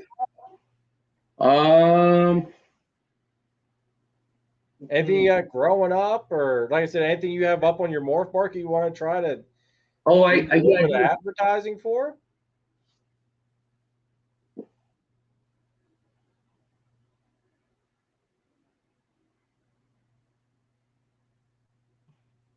I don't know how much more time we got, but dude, I figure, I mean, I'd like to. It's 9:30. I'd like to like 10 or so. Ooh, that's really nice. So I think that I don't get too caught up in world's first, but I don't know that this combination has ever been made. This exact combination. This is GHI yellow belly leopard lavender albino het pied female. Dude, that's nuts. Yeah. I love the pattern on that. Yeah, you can't. I mean, you know what the color is because you've seen lavender albinos before. This thing's bright orange, but that orange blushing in the middle, like crazy, right? That is nuts, dude. I can't. That'll be a beautiful snake once she starts coloring up too. Yeah, I think she's actually. Well, she just said. Now I do have one stiddler left. This guy's a little bit a little bit faded, but so I believe this is the yellow belly GHI without leopard. Okay. You can see you can see the difference. Yeah, I like what leopard's doing to it a little bit more. Yeah, right. I mean, that orange blushing filling in between the alien heads, it's ridiculous, right? Yeah. Leopard, I don't think I've ever seen a bad leopard combo at all. No, I know. I feel the same way about leopard. I love leopard. Yeah. It's one of those things I think, I mean, you don't want it in everything, but damn, it looks good in just about everything. Yeah, I'm to the point now where I'm realizing, wow, I have a lot of leopard and I'm trying to back off a little bit, but it's not, I don't think it's like a bad thing. No, I was gonna say it's so hard though. Like especially depending which line of leopard you have. Because I think the line I have is more of like the striped stuff. So it throws some really, really nice looking babies. Um, so I really enjoy the stuff I've got growing up here. That's for sure. Phil says really nice combo. Patrick says that it's dope with a bunch of fire. Thank you everybody for tuning in tonight as well. Greatly appreciate all the support. If you're new, hit that thumbs up for me, please. And hit that subscribe button as well. So this is the sibling to the one that's around my neck, right? So the one around the neck sired that clutch. And then this one is the one that I had tested. Now, this thing's got to have, I mean, it's just crazy. It's got the same belly patterning. Yeah. But, and this guy's really pretty. I never produced a clown pied clutch with him. And he tested negative for both. But I think I'm going to sell him, actually. I think I'm going to list him. Oh, okay. I mean, he has bread. Keep your eyes out. He has bread for me, but and he's a great eater, great breeder. He's just a little bit smaller than this guy, but I don't need two of them now. I already know that this guy, at least on the first go round, throws that pie gene. Yeah. Really well. So I mean, I'm like, well, do I need two of them anymore? That's like with my GHI Mojave male. He throws GHI like it's no tomorrow. Out of two clutches with him, almost every baby's had the GHI in it. And like there was two. I think there was just two babies out of two clutches that didn't have GHI. No, three babies out of two clutches that did not have GHI in them.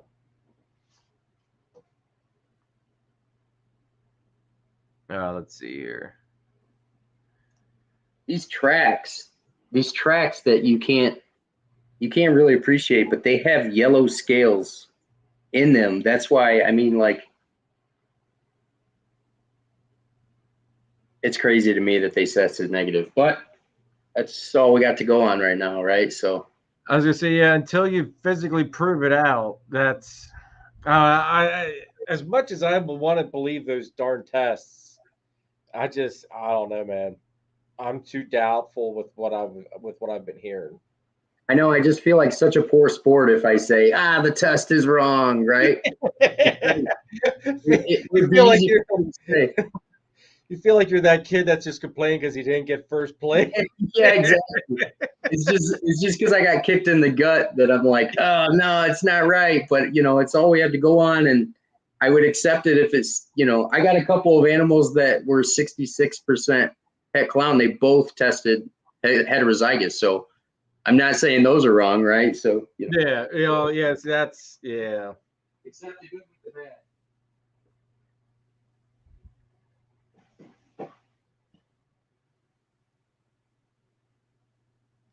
Aaron says, hopefully he proves out to Phil.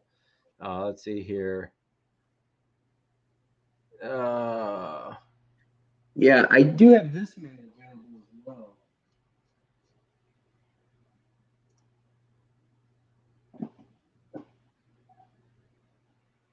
So this is from that G-stripe clown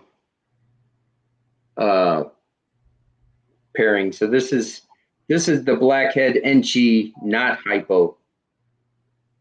Okay. So this one's 66% het hypo. He's on Morph Market. He's double het for G-stripe and clown. I think blackhead in the G-stripe clown project is going to be phenomenal. Well, blackhead's good and everything, but I think with the wide dorsal and, you know, the heavy dorsal that blackhead brings, I think it's just going to make the G-stripe, the double visual G-stripe clown, I think it's going to be phenomenal. See, I'm not familiar too much with what blackhead does in combos and stuff. I'll be completely honest. I like, as much as I should research more on Morph Market, I try to stay off of Morph Market because then I get the I once but the only time I start worrying about what's on Morph Market is you know, when I'm in the market to start dabbling again. Yeah, I spend a lot of time on Morph Market. Even when I'm not buying, I'm constantly on there. I spend more time on there than I do social media, and I should do more social media. But I spend so much time studying animals and just brainstorming about, oh, this would look cool with that, and I wonder if those ingredients had been made and what they go for, and just I bounce all around and I go way down the rabbit hole on Morph Market, just all over the place, brainstorming and building theoretical animals, looking to see if anybody's moving in that direction yet. See, that there is the one thing that it is good for. I will say that, to see what direction you can take something and how many people are actually dabbling in that direction as well. What's up, Jaffe? Thanks for tuning in, dude. One thing I don't know about is like red gene with blackhead. This guy's got a lot of reds in him, but I don't know enough about it to call it red gene. But his whole dorsal is like, see, it's got like a brick red look to him. Yeah, and part of that is Enchi, the way Enchi interacts with blackhead, you know. But I don't know. Very nice, dude. So what's one project you're really excited for, like in the next year or two, that you're working on?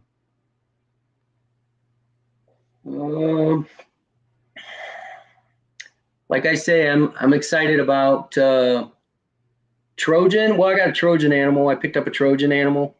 Ooh, okay. Yeah, and it's het DG and pos het hypo. So I'm just gonna throw that, you know, I'm gonna mix that in with the DG clown and the DG pied and the clown pied stuff. You know, try to get all three of them in there with the hypo. So I'm excited about that, and just working the DG clown pied stuff. Okay. Trying to get them all three together, and like I say, get hypo in there as well.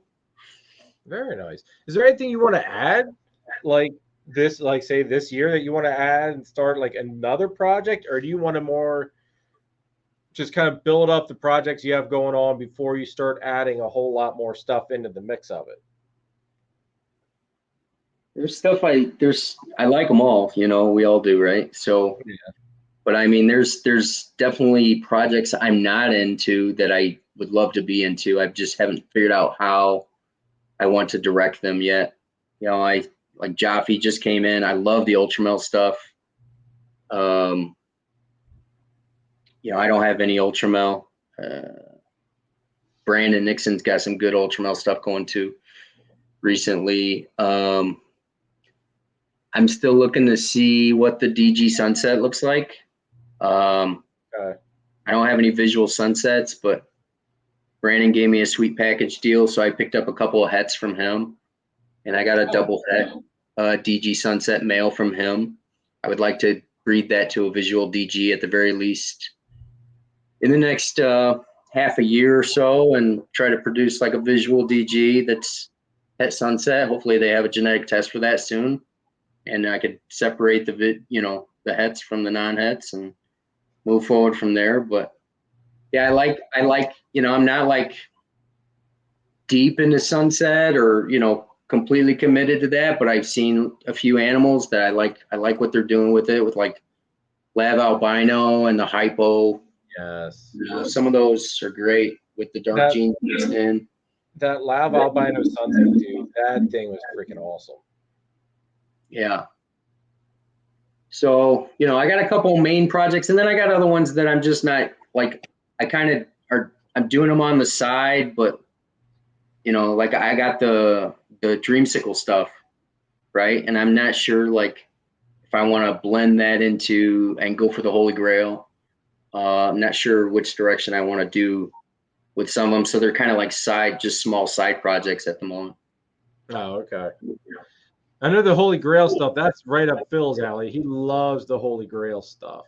Yeah, I thought of him when I said that. I glanced over and saw his name in the comments, and he's a Phil, he's got some, and he nailed the odds on his too with it. So, and it's a killer looking animal. I'm not gonna lie. Yeah, they are nice. Yeah, yeah. Let's see here. Since we kind of jumped around a little bit, with how the current market is, are you having any trouble moving hatchlings or anything right now, or do you like? Has it not really affected you in your thoughts? Well, December and January have definitely been slower. I had a great October and November. But I think this is the time of year it's always slow. So I'm not like too worried. Also, I could be more active, definitely. So I'm just kind of like chilling at the moment, doing what I can. I've vended a few shows. I've sold a few of like my dare I say, lower end stuff, like the stuff I missed the odds on. I was able to move at the shows, and you know, I've got the space right now, so it's not like going crazy with the amount of work I have, or you know, that's why I like being small. So they'll sell over time, and I'm not worried about it. They'll go when it's the right time. So how many shows have you vended so far? And then also, what shows are you vending so that way everybody knows where to look for you at? I've only done it twice, and I did a local show. Rick Schlosser, I don't think he was in here anymore, but he's actually a local guy and a good dude. I see him a lot at those local shows. But yeah, I've done two just outside of Chicago, in the suburb of Chicago. I'm like an hour from Chicago. I live in Indiana, but I'm more of a Chicago people don't like Indiana people saying that, but you know, I'm closer to Chicago than I am any other city, and I'm on Chicago time, and I get, you know, Chicago news. I could be downtown in an hour. So, but yeah, I vended a couple of small shows just outside of Chicago, and I didn't sell a ton. I sold like, I think a total between those two shows, maybe 5-6 animals. Okay. Nice. But to me, it's all wins. You know what I mean? I go there, I get great experience. I underestimated how much I would enjoy talking to strangers about snakes and, you know, educating kids that come by and ask questions. And like, I really enjoy my time doing it, and meeting other local vendors there. You know, I come home, if I sell one animal, it's usually enough to cover the table. And then I sort of consider the rest of it as a learning experience, you know? Yeah. For me personally, that was like the neatest thing was like, I think I came home more exhausted after the show than I did after a full hard day of work. Yeah. That's just because I think I was more passionate about what I was doing. And sorry. No. And like, I was more passionate about what I was doing. Plus, like, you're on your feet all day, you're moving, all the interacting, like you're giving it your all because you enjoy what you're doing so much, as opposed to, you know, your regular 9 to 5, or for me 5 to 5. But it's so much more rewarding and enjoyable that I didn't mind feeling like I was just beat by the end of the day. Yeah, well, and these shows, I liked doing these local shows because they're the one I did is only 4 hours long. So I mean, it's just enough time to get in there, get set up. You know, if people know about it, they come, and do what they got to do, and then it's over. It's not like you know, I've been to shows that I didn't vend, and I could tell, like, you know, like when the steam kind of runs out of the crowd and everybody's just still lingering around and, you know, like waiting for it to end. It never gets to that point when they're a little bit slower or a little bit shorter. So I did like that. No, like most of the shows or the 2 shows I've vended at, basically doors opened at 9, closed at 4. So I mean, it was a full day, Oh yeah. but the traffic was just continual, and like there was no real like lag time with it. And Brandon, like he vends at Gettysburg Reptile Expo LLC with me, and like Phil and Chris from Balls Deep, and Danny at DTMG, and Nathan at Infinite Possible Pythons. Like he vends there with all of us, and you know he's right. Like you can't really get away. The only way you can get away is if you've got another person with you, because it's nonstop. And John and Christina Triforce, I mean, luckily they're a husband and wife duo, so one of them can normally get away, you know, while the other holds down the fort. But you definitely, like, for those all day shows, you definitely got to have like 2 people, just that way you can get away. How have you been doing recently? Have you vended shows recently, and how are you doing?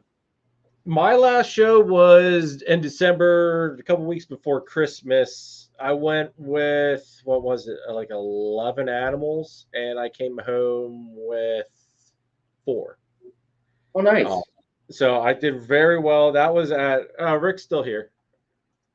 There he Yeah, is. looks good, dude.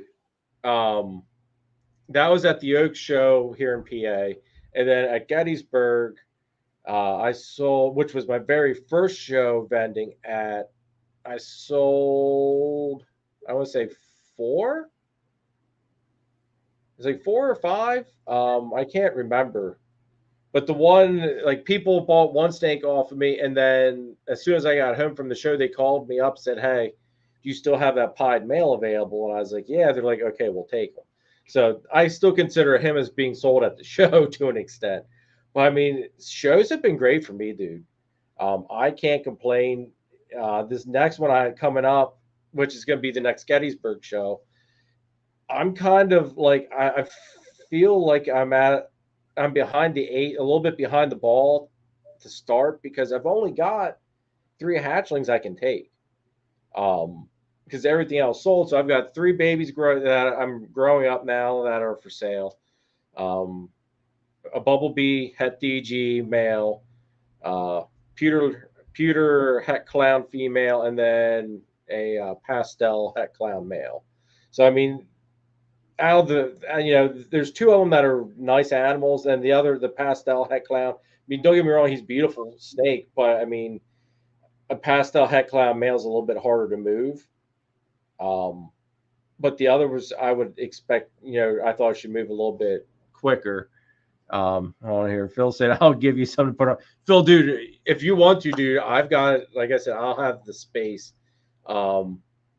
It's definitely, I don't want to be there with like an empty table, just because, I mean, it's gonna. And the bad thing is, I'll have my double head Exantic DG clutch will be hatching like the week was it the week before? Let me pull up my calendar here quick. So I've got hatch dates programmed into it already. Is it? Let's see. The 18th is that. Hold on here. Why isn't that in here? Anyway, like Gettysburg's on the start is on the 18th, and I think like the eggs are due to hatch like the week before or something like that. Thought I had it on my calendar, but apparently I'm an idiot and I didn't save it. But so obviously, I can't take any of those babies, even though I'm pretty sure double head Exantic DG stuff would more than likely probably move pretty quick. Yeah. But obviously I'm not going to take that, because for me, it's got to be, they've got to at least have like 5 meals by themselves. I'd like them to be 100 grams or close to it anyway. You know, it's just kind of my little stipulations before things leave. Yeah, what codons you got mixed into that? For that, it's just pastel. Oh, so the best I can hit is a pastel double head. Okay. So I mean, it's one of those. Like I haven't had a whole lot of money to be able to invest in a whole bunch of high end animals, so I'm kind of having to take the longer route and build slowly. Yeah, But that's cool. I kind of enjoy it though, because Yeah. it lets me start off with like your base canvas, and then it allows me to start stacking stuff onto it and kind of see how everything interacts, and it helps with IDing clutches, I think, a little bit better because it allows me to see firsthand what it looks like without that stuff. And obviously, as you stack onto it. Yeah. Let's see here. Phil says he's still swimming in 22 snakes. Phil, like I said, dude, I'll have room. So if you want to throw some of my stuff, some of your stuff on my table, dude. Oh, wait. He's got 65 hatchlings left. Holy crap, dude. Oh, okay. I was like, wow, he's down to 22. He's had a great time selling, but that's still a lot of snakes. 65. It is a lot of snakes. Yeah. I would not want. See, I've just been fortunate. I mean, some of the stuff I thought that would move real quick stayed for a while, and then some of the stuff I thought would have stayed for a little bit moved really quick. So there's no rhyme or reason to what's moving and what's not. It's just you've got to find that one person that wants, that right animal. Right. Like at the first Gettysburg show, I came home with my Bell and my GHI Lesser, which I thought those, and I technically came home with the Pied. I thought those were three snakes that would have moved real quick at the show. But, they came home with me. I sold my pewter killer bee, though. That was Het Clown, female. Like, she was one of the first snakes to go, which completely blew me out of the water because, that you've got Spider in there and the bad rap that Spider has. And that was one of the first snakes to go out of everything else. But then the next show, the Bell left, and everything that I thought would have left at the first show went real quick. So there's no rhyme or reason, I don't think, to what's moving. No, yeah, I took stuff to the show, and I took like 3 banana combos, and I thought for sure they would all go, and I came home with 2 of them. I only sold 1, but most of the people that were at those small local shows, they're excited about the fact that it's banana, but it's priced a little higher because it's also got yellow belly, it's Het Clown, and it's Posset Pied, and they don't know that. They're shopping for a pet banana. They're looking for the pet stuff.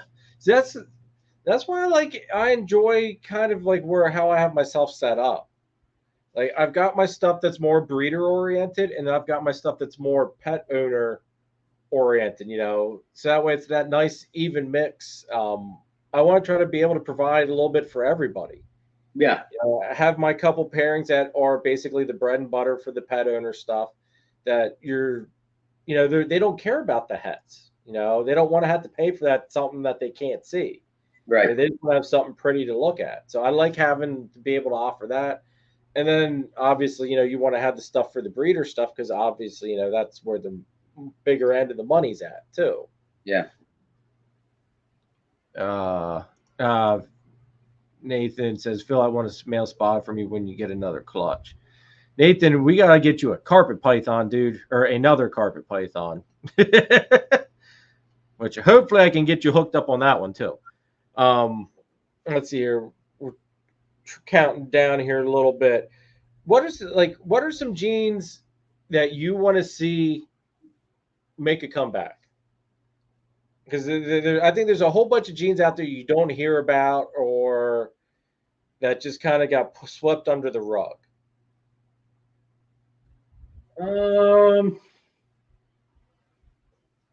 See,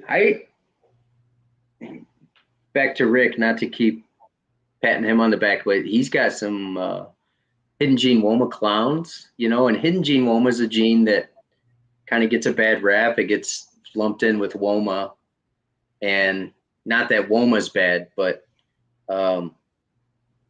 yeah, it's got that name that everybody associates it, just like spider, and Yep.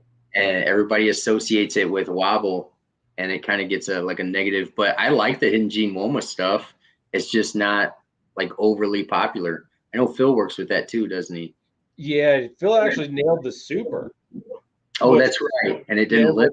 Survived for several months. The thing shouldn't have even have existed, but it survived for several months. I mean, from how I remember, it was pretty screwed up. Yeah. But yeah, like that was a very wicked looking animal. It sucked that it had the issues it had. So I was really hoping it was going to pull through. I like the hidden gene woma gene clowns that I've seen. I think that could go far, but you know, not enough people are working it. Another gene that needs to come back. I don't know. I know you're a big spider guy. I don't have any spider. I like what it does. I like spider. I just don't have any. Dude, after having Bob Vu on a couple weeks ago, what's that? I said I watched that interview and I was kind of surprised with what Bob said about it. Yeah, like it made me think a little bit. Like, as much as I love spider, you know, he's right though. Like, it's a great gene, but it does, like, depending what you're trying to do with it, it does kill patterns and stuff. Yeah, that's a great point. Yeah, like there's a lot of stuff you don't want it in, and it's not the wobble aspect, it's because of how overpowering it is. Yeah. But there are those things where I think you have to have it or it's a must. Like, I mean, obviously you have to have it for zebra bees, but I mean, that's one combo where the spider really shines is in with Xanthic stuff. Yeah, and it's great. It's great at what it makes, but like how much can you build on it because it destroys so much pattern, right? So it's like it's kind of like the end game all by itself. Yeah. Yeah, it definitely gave me opened up my perspective a little bit more on it. And you know, I'm gonna have a few projects that I do keep it in. Obviously, my Xanthic stuff. Um, I'm gonna keep it in with some of my DG stuff, but I'm not gonna be having a whole as much of it as what I had originally thought. He definitely got my wheels turning a little bit with that live stream there, and it kind of made me start to rethink a little bit.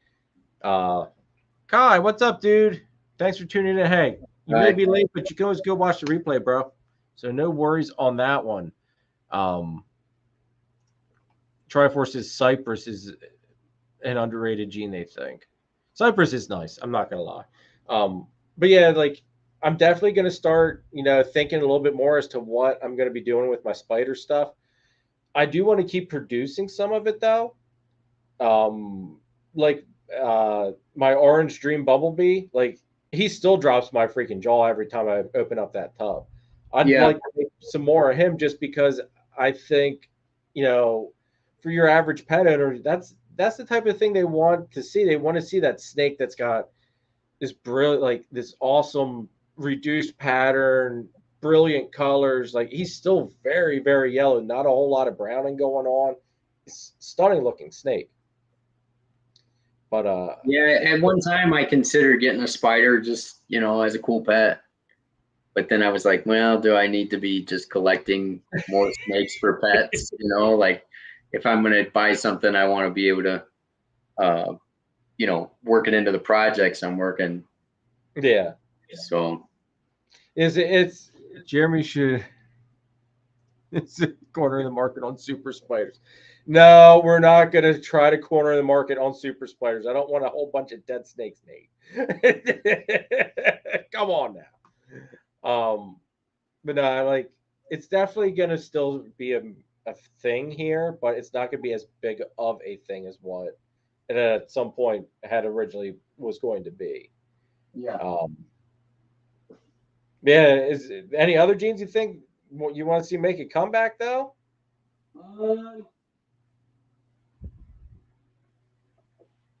I can't think of any. What what do you have in mind?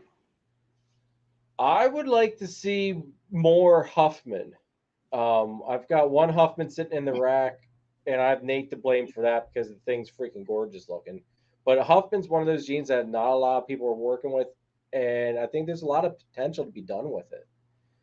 See, that's a gene I don't know much about. I mean, I've seen it a little bit. I've looked at it, but I couldn't tell you what it does or what it's similar to be honest. I don't know.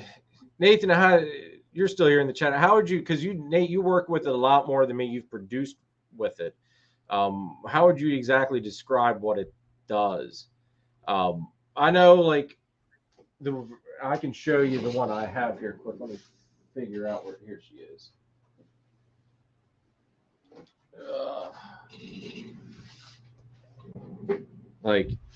And Brandon Nixon says it's similar to Black Pastel. That's what I was gonna guess, but I couldn't remember if it was a Huffman or Mackenzie. I knew it was one of those that was kind of same family. Yeah. See, now here, this is Black Pastel. What was this? Black Pastel Huffman. So basically, it's like this silver snake. Now, granted, it's, I would assume that's basically the pastel or the Black Pastel and the Huffman interacting. But then you get this like goofy bit of tail pattern at the end. The only spot where there's any pattern, I mean, you've got a couple blotches, but I mean, she's just absolutely gorgeous looking. It's really blushed out. What color is that? Like light gray? Yeah, it's like gunmetal gray, basically. There's a couple like darker gray blotches on her. Interesting. Okay, Nathan says it's similar to Black Pastel. It's allelic with the Black Pastel family. I know if you've ever heard of Razor, now this is going to get Danny fired up. But Razor. Basically, I have heard of it. And Huffman are supposed to be basically the same thing from how they seem to act. I know Nathan gets Danny all wound up with the Huffman and Razor debacle, but it's he knows what. But yeah, they really act the same. They basically almost look like the animals look almost identical. When you compare that combo with what is it? Dan calls it the Black Razor or whatever. It basically looks almost identical. So yeah, there's still genes I don't have that I'd like to, somebody mentioned something about cypress being underrated. I don't think it's underrated at all. I think cypress is highly appreciated, and I don't have any. I'd love to have some cypress. I don't have lace yet. I need lace. I need some lace. Yes. I need a little bit of Wookiee in my life. I came real close to picking up a mahogany animal. I like mahogany. I mean, I like that family, like a mahogany, stranger, Nyala stuff. I was looking at some Nyala animals. Still a little leery of buying an animal from Europe, but. Well, you've got Stephen and Courtney that have Nyala, though. Yeah, no, when they produce, maybe. So you've got them. Yeah, when they're producing their own, maybe, but I like mahogany. I think, I love mahogany clowns and mahogany pieds, and I'd like to see that in clown pieds and DG clown pieds down the line. So, Blackhead is making its way into DG clown. I'd like to see Blackhead and DG clown pied. Those genes that are most versatile and have a super form, and the ones that have a decent amount of pattern in pied, those are the ones that are really high on my list, because it's nothing wrong with versatility, right? You don't want I like to surround myself with the genes that I can put into anything down the line, and I can't think of a gene that I wouldn't want this, or I I can't think of a combo that I wouldn't want this gene in, right? Those are the genes that I try to. No, that's smart thinking, though, too. Like, that really is. Like, when you were starting up, did you have set, like, hey, I want to work these X recessive projects? Or did you kind of fill in the blanks as you went a little bit, as you did your research and everything? I fell in love with clown pieds early, but by the time I was producing them, which was only like a year and a half, 2 years later, it wasn't my favorite project. And then I hit great odds, and I was like, okay, I'm going to use the power of this and push it into other things.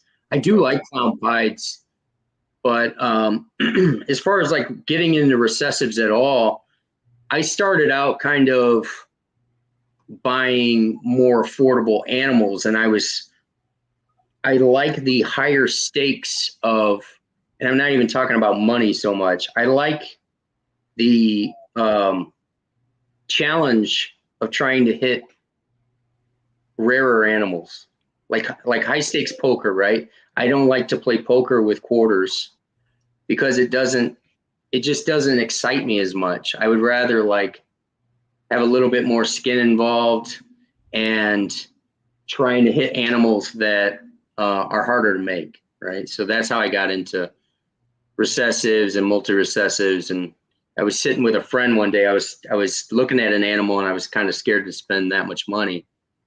And my friend said to me, he's like, well, you know, what are you going to make if you breed the ones you've got? And I told him, and he was like, how much can you sell those for? And I said, I don't know, you know, but they make cool animals. And he was like, well, why would you bring mutt? Why would you, if you buy mutts, you're going to breed mutts, you know, why don't you buy these, spend a little more and try to make these nicer animals? You know, if you spend more, you can produce more. And I was like, it kind of makes sense. And once I got hooked on trying to hit recessives and playing that game of like trying to hit a harder animal, that's what I got hooked on. I'm kind of a gambling junkie. Anytime I try to gamble, I lose my ass. Like, gambling means that happened too.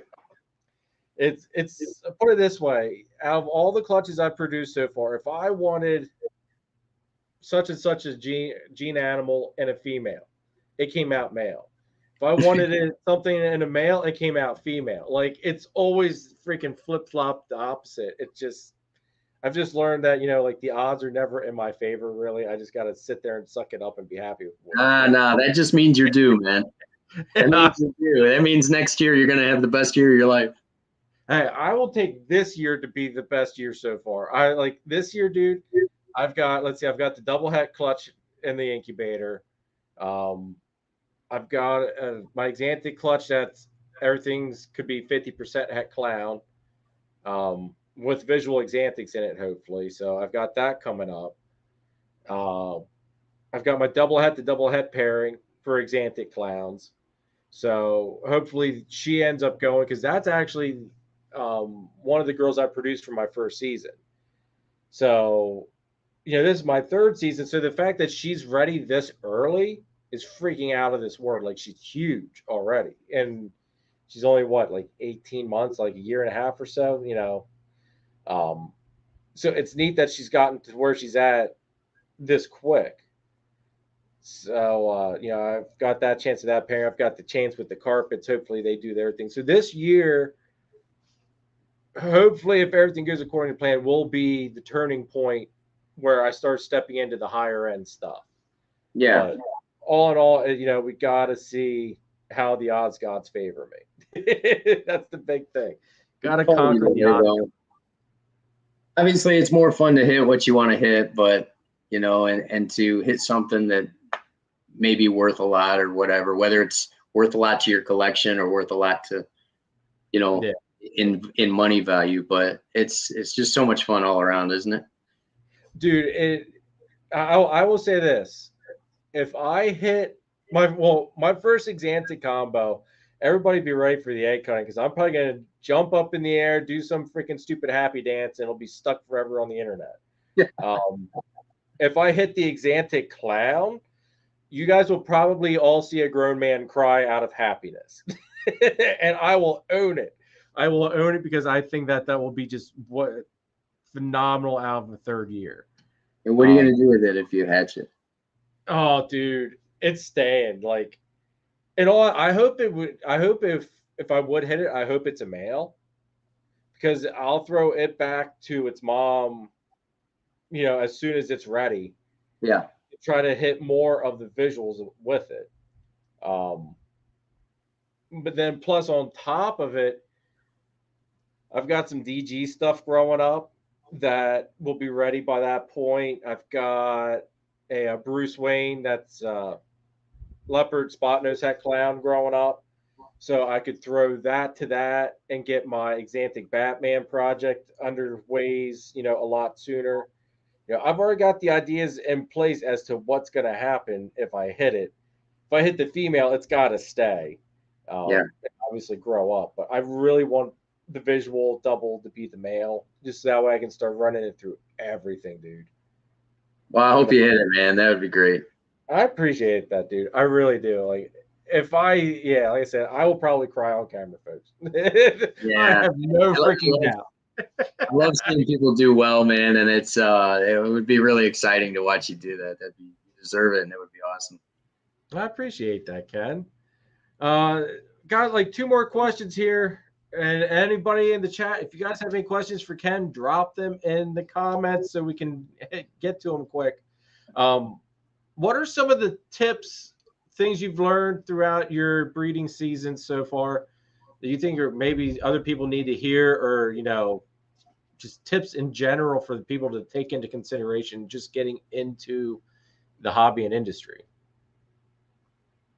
Oh, tips and tricks. And I'm trying to think of the ones that people haven't heard already. Obviously you want to buy females first if you have any plans of breeding. But I don't know. I hear a lot of I see all the time people have trouble getting their males to breed or asking how to get their males to breed, and I've never had a problem with that. Knock on wood. I don't breed them too early though. I try to wait till they're like 700 or 800 grams. That way they can make it through the season. I breed them 1 week, and then I try to get a meal in them before I breed them again. And they've always done well for me.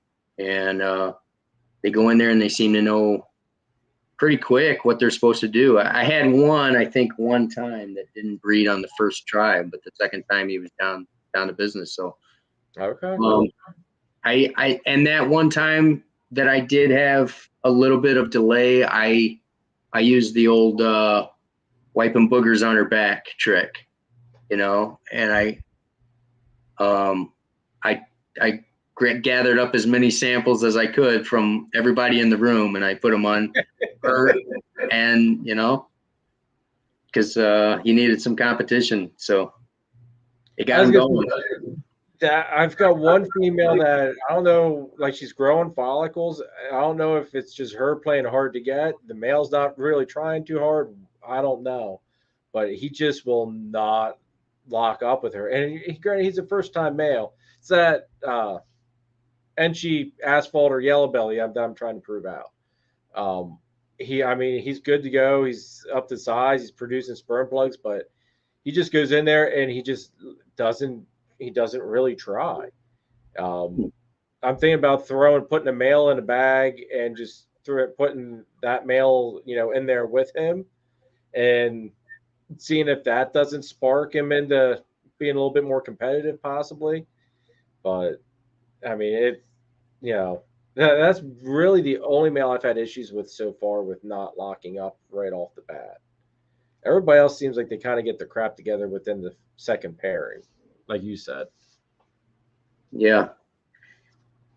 The DNA trick worked for me. Like I say, I don't think that they can resist it. It's natural for them to have to compete. So I think when all else fails, you get enough samples from other gentlemen in there, then. You know what?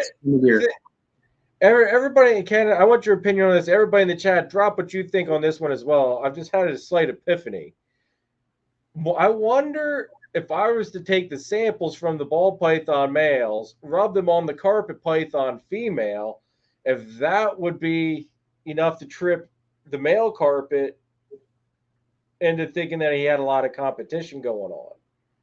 Because I mean, my other male carpet that I took the sample from, like he's on the smaller end. I mean, he's producing sperm, but it's not like a crap ton. So I'm wondering if the ball python stuff would work or not. That's interesting. I don't know if that would work, but I don't see how it could hurt, right? Yeah, I mean, because they've made the hybrids already of the carpets and the balls. So I mean, obviously it can happen. Yeah, there's some kind of compatibility, right? So. Yeah, but what's the worst that could happen? I don't see a negative. Anybody in the chat, what's your thoughts? That's kind of something I just kind of like thought of here. There is exantic carpets, Nate. There is exantic carpets. You just got to cross coastals and jungles, and yeah, that's just like a whole bunch of drama. That's kind of drama I don't want to start, but that's where you get into the gelatin zone. Gelatin jungle carpets. That's like your okay exantic jungles. Excuse me.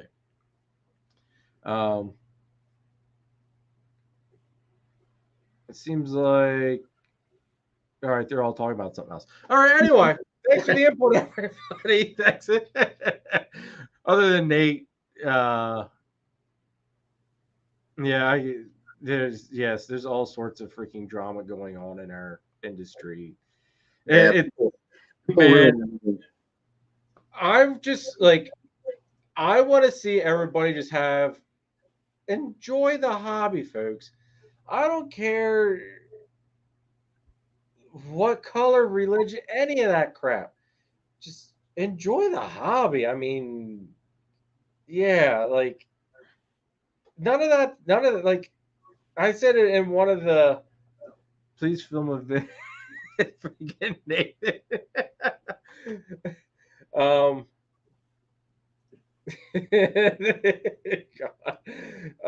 Thanks guys for the input.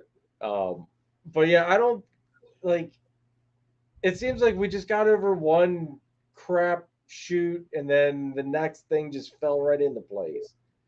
And I just want to see it. I just want everybody to get along, for crying out loud. Like there's no room for the negativity. There's no room for all the BS that's been going on here lately. We're a community. We're supposed to be united. And I've said it on a live stream today with Antoine. We all bleed the same, folks. I personally did not get to hear the whole conversation that took place. So I don't know exact words or any of that crap. But it's like, let's just all get along. We're all in it. We're all in it for the same thing. We all want, like, that's all there is to it. Like, we're in it for the same thing. I don't know your thoughts, Ken, whether you even want to get into it. I don't know how I diverted into that, but anyway, I did. All I can say is that I have not been on social media for a couple of days, and I'm so happy. Sometimes I'm like, oh man, I haven't been on social media. I'm missing stuff. And then when I hear that something else is going on and I have no idea what it is and I don't want to know, I'm like so glad that I missed it. I don't know what's going on. I don't care to know. It's just all I know is that people ruin everything. And that's why we all love reptiles, right? Yes. Like, just get along, everybody. Just, I don't even know what movie that's from. But just can't we all get along? With your YouTube stuff, Ken, what are you like? Do you have any tips for anybody wanting to start making YouTube videos, anything like that? Because I know you don't make a lot, but what you do put out, I really enjoy. Oh, really? That's nice to hear. I need to get back to it. I made the videos last year. I haven't put out anything in a long time. My only tip would be, do it, be consistent, don't stop, do it now. You don't need a ton of material. you just have to act, because I sat on the sidelines, and I'm doing it again now, but I sat on the sidelines forever going, I'm going to do it. I'm going to do it. I'm going to do it. And then one day I just I quit saying that, and I pulled out a camera and I started doing it. And I think that's the only thing. I think that's what you have to do. Otherwise you'll just sit back and keep making excuses. Yeah. I know, dude, whenever I see one that you've uploaded a video, it's like, all right, awesome. Like, we're in for something good. Like, I watch it like instantly as soon as it pops up on my feed. So definitely, dude, I'm looking forward to seeing what you put out for this coming season. Yeah. And I've had comments of, please update this clutch. And I did a bunch of clutch cuts from last year, and I never went back and did the updates, and I got a lot of catching up to do. I need to do a video on that, and I'll probably be blending a lot of videos just to try to get everybody caught up on new additions and holdbacks and what's still available, and just what's moving out, and and everything that we're shooting for in the future, and all the breeding projects this year. I got a lot of cool projects that I'm excited about, and I need to start showing it off more. But I said, dude, definitely, those are the videos people like to see. What's that? I said, those are the videos people like to see. Yeah. As soon as I run out of excuses, I'll be doing it. I also like Nathan here. Too much drama. People need to tune in to me and hear about my theories on cross species sperm baiting.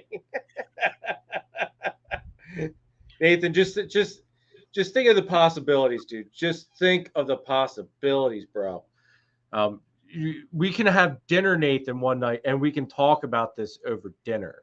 That's an even better idea. We'll get Danny and Chris into it too. Let's see here.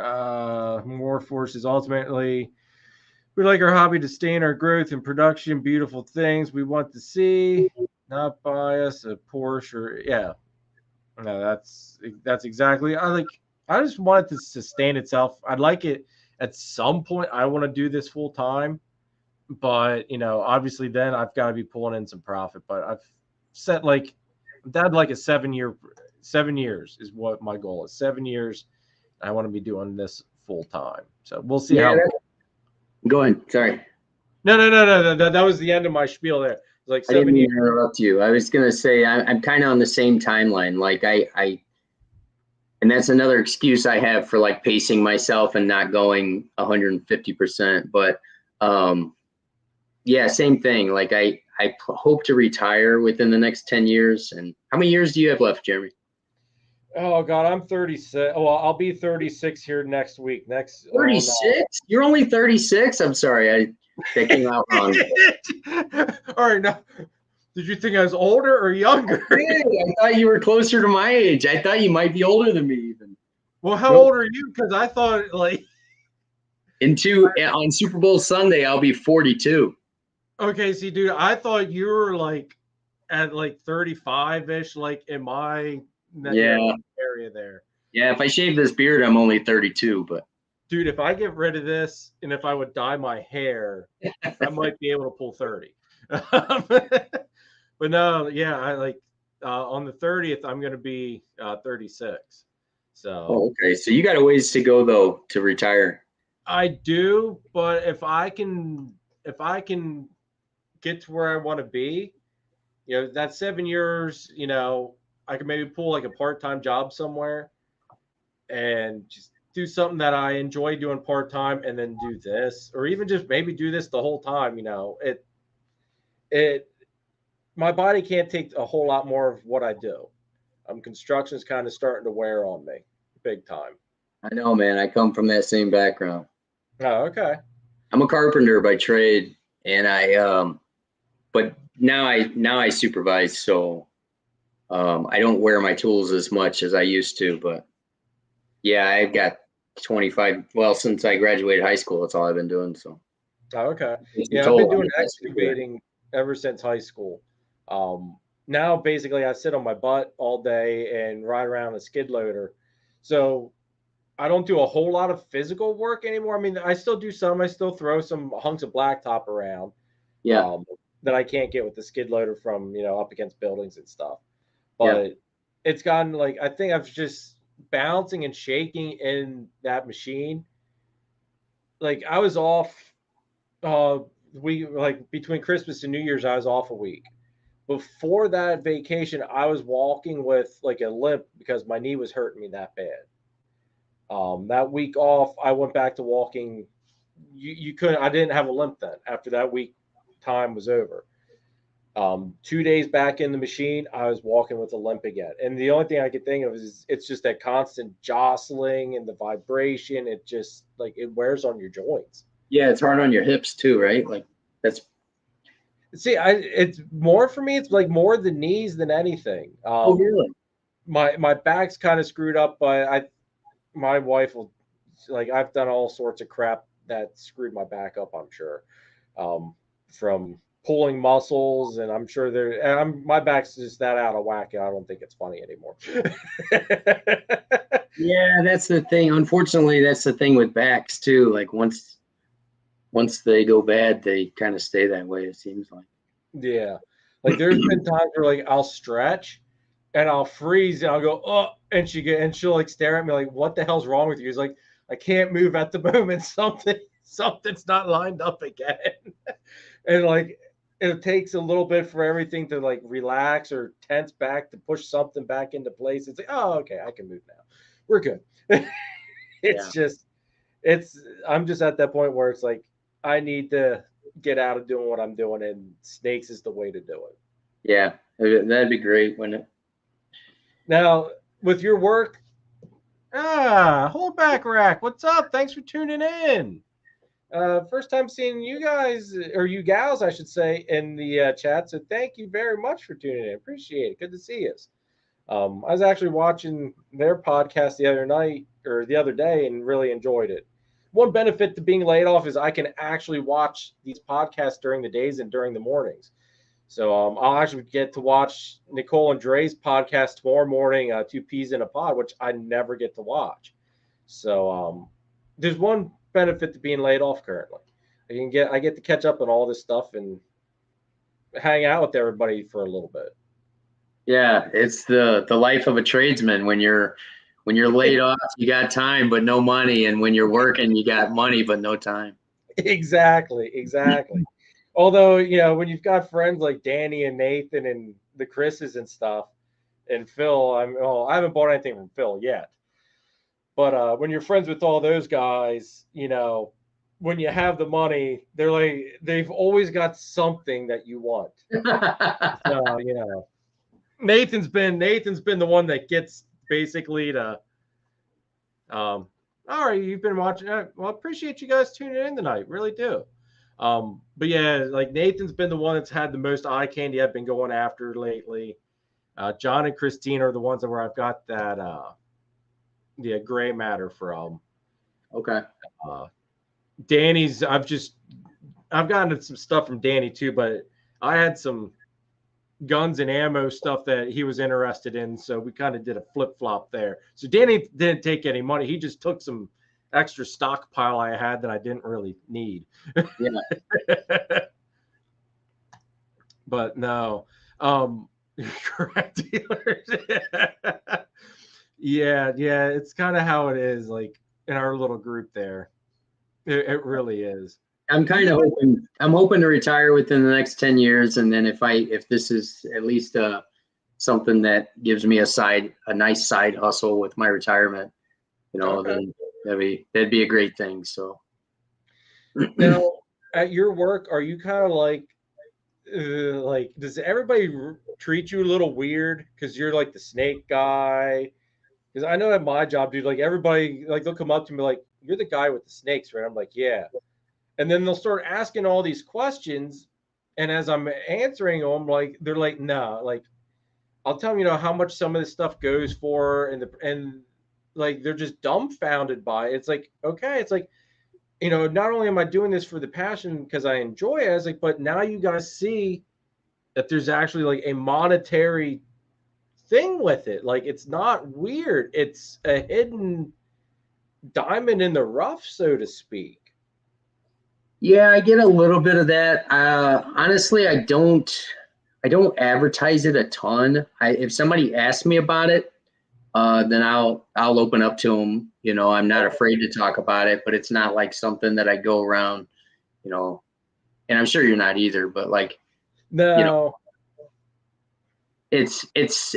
it's more a thing that like if I have a conflict, you know, I'll throw it out every once in a while. Hey, by the way, you know, I do this and I need to go to Tenley all weekend. So Yeah. I'm not going to be here, that sort of thing. But I don't mind when it comes up. I mean, honestly, I'm not a salesman. I've never considered myself like a great salesman, but what I am is I'm really good at talking about things that I'm passionate about. Yes. And I find that when people at work, like I've sold animals to people at work. I sold a $1,300 snake to somebody at work just because they wanted like an awesome looking pet, you know? And so, you know, it doesn't hurt. I don't mind when it comes up because I think like it could lead to something, you know? Yeah. Well, I know one of my customers works for another construction company, and after they had bought two two or three snakes off of me, I forget. I think it was just two. Yeah, I think just two. Anyway, after they had bought these two snakes off of me, like 2 weeks later, my excavating company bought his excavating company out. So I saw him at work the one day, and I was like, like what's up? He goes, oh hey, he goes, we started talking about snakes. It's like, well, it's kind of cool because that's one thing I don't like is that I don't get to get updates from people a whole lot from on the stuff that I've sold to said people. So it's neat that I get to get those updates and find out, hey, how's this snake doing? How's it looking? Yeah. It lets me keep tabs a little bit on it, which I think is really neat.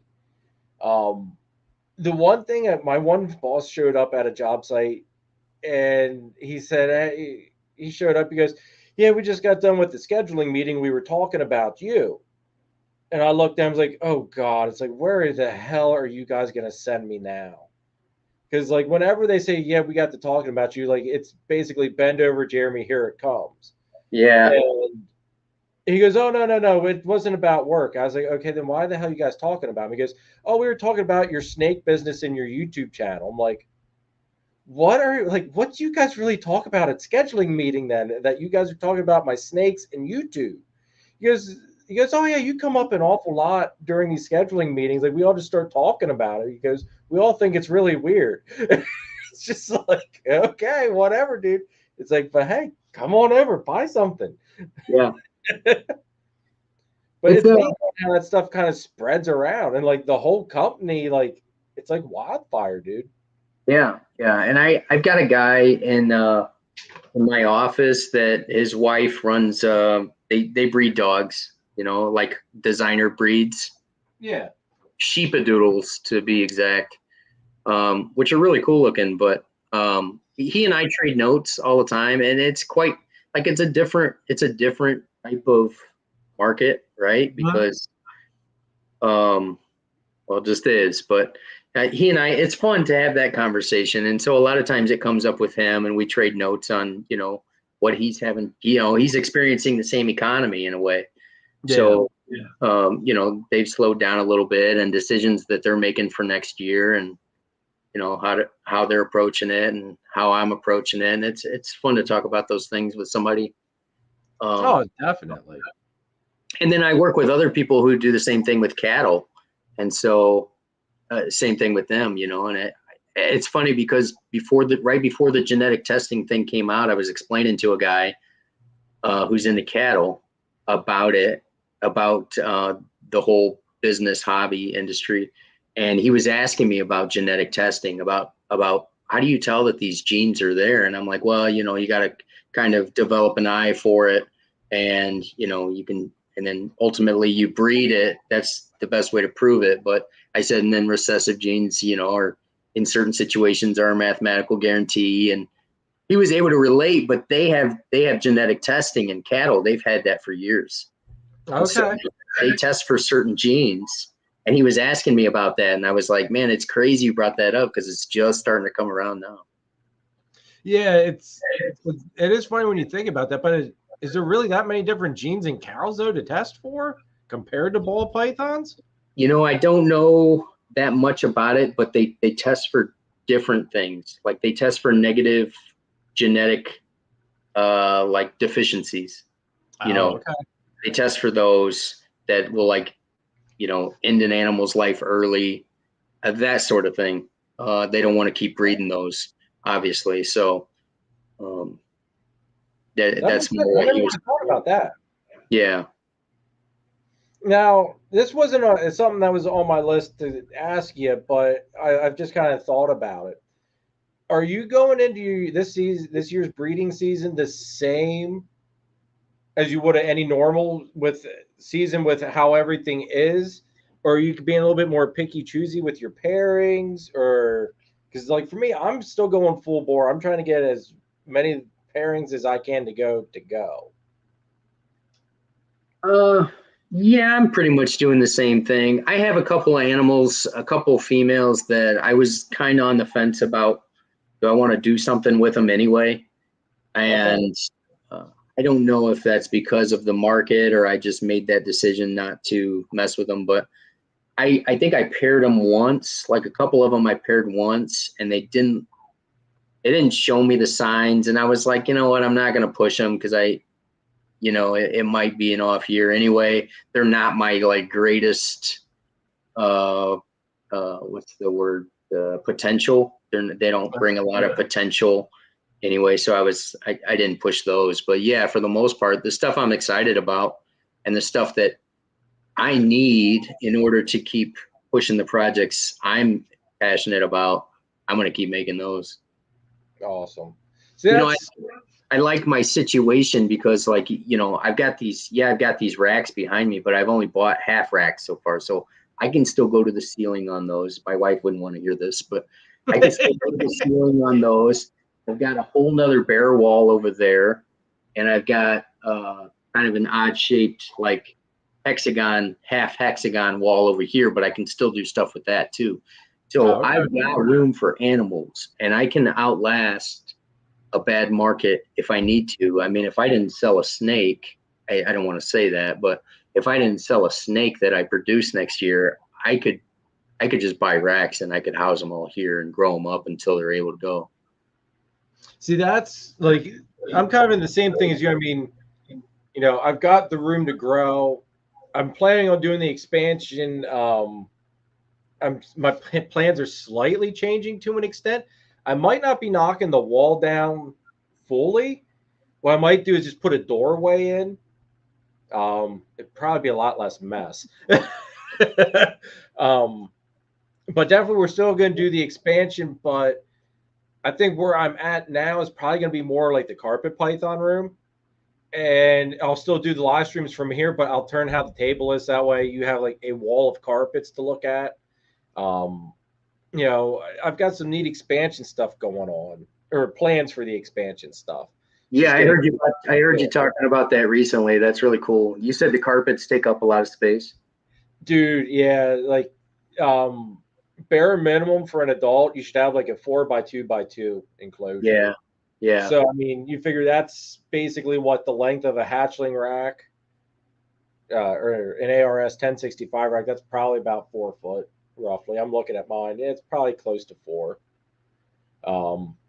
And then like 2 foot high, 2 foot wide. So I mean, they take up some space. But then the other thing is the clutch sizes. Like they could have up to like 30 eggs or even more in some instances. Oh, wow.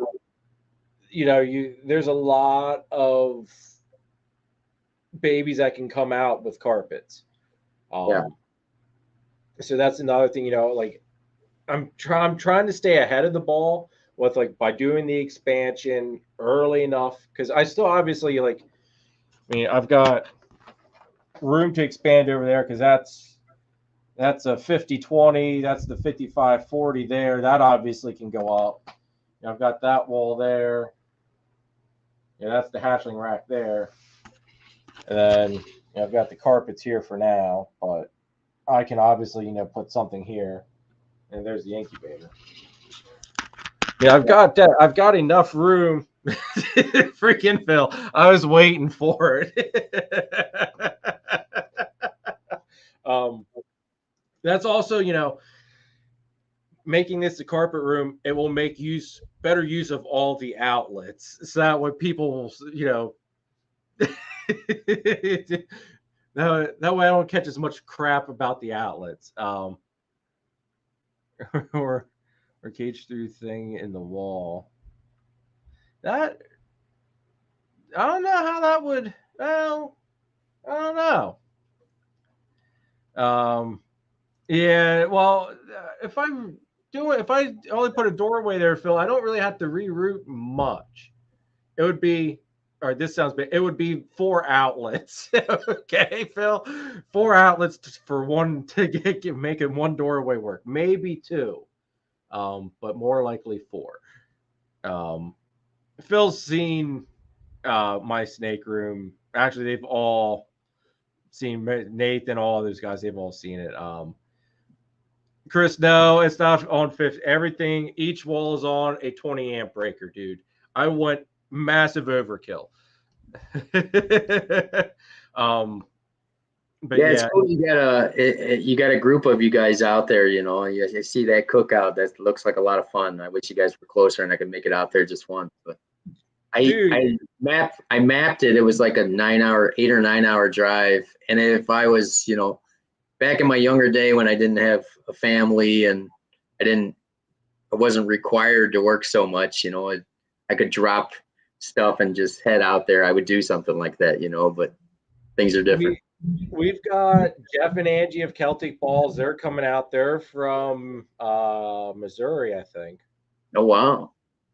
They're driving out. They're going to stay here. Where I told them, they're driving. It's like we'll put you somewhere in the house. It's like, I already talked to Dom. We're going to move Dom out of his room, set him up in my man cave, which I'm sure he's not going to complain about that.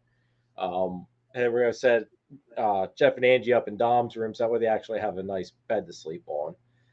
But I think tentatively Adam from Proper Royals is going to be coming up. Him and Phil, I think, are going to be possibly giving us some live entertainment for music wise. Oh, wow. Phil, new development. Dom just got a guitar, dude, in the mail, or it came this weekend. So Dom's got a guitar. So I'm sure if you hit him up to play with you guys, it will probably be a blast.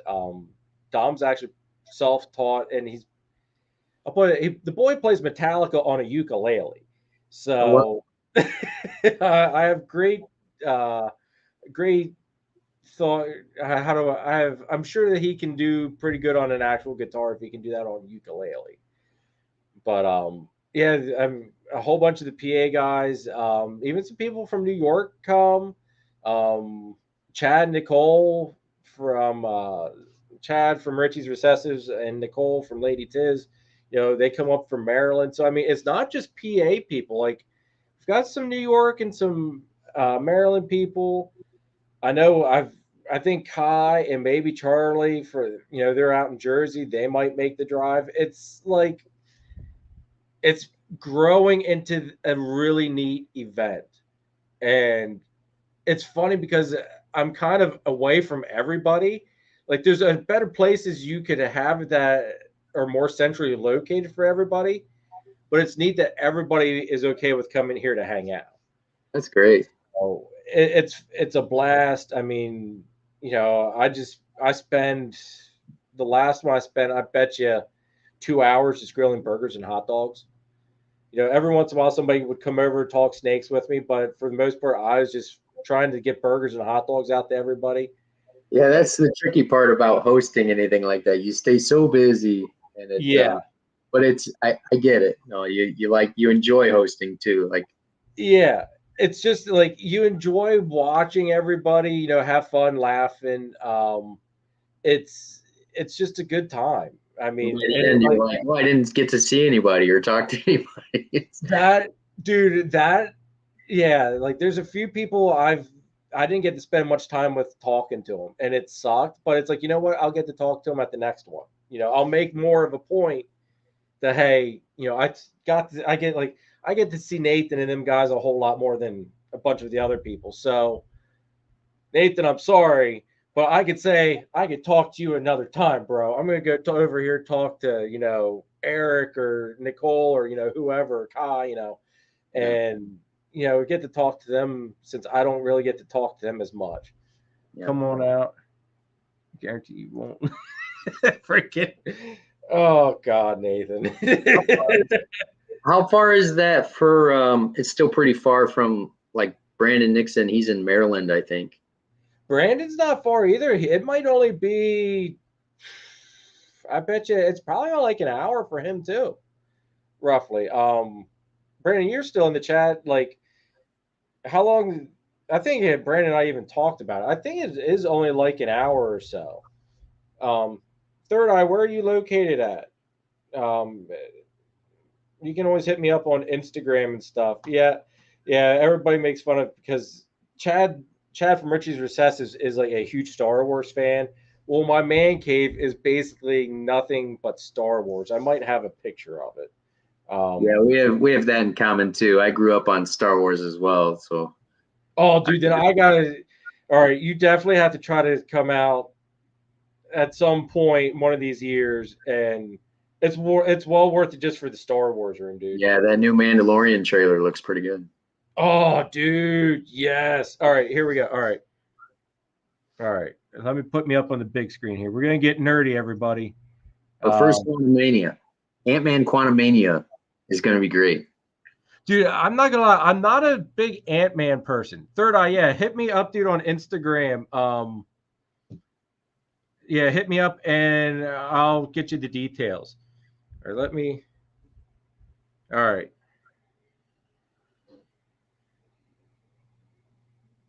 There we go. There it focused. Oh, wow. Now, all the pictures are autographed. Some of the figures are autographed. The Boba Fett helmet I painted up myself. That's a fiberglass replica. The Clone Trooper helmet I painted up as well. Let's see here. That's one of the other walls.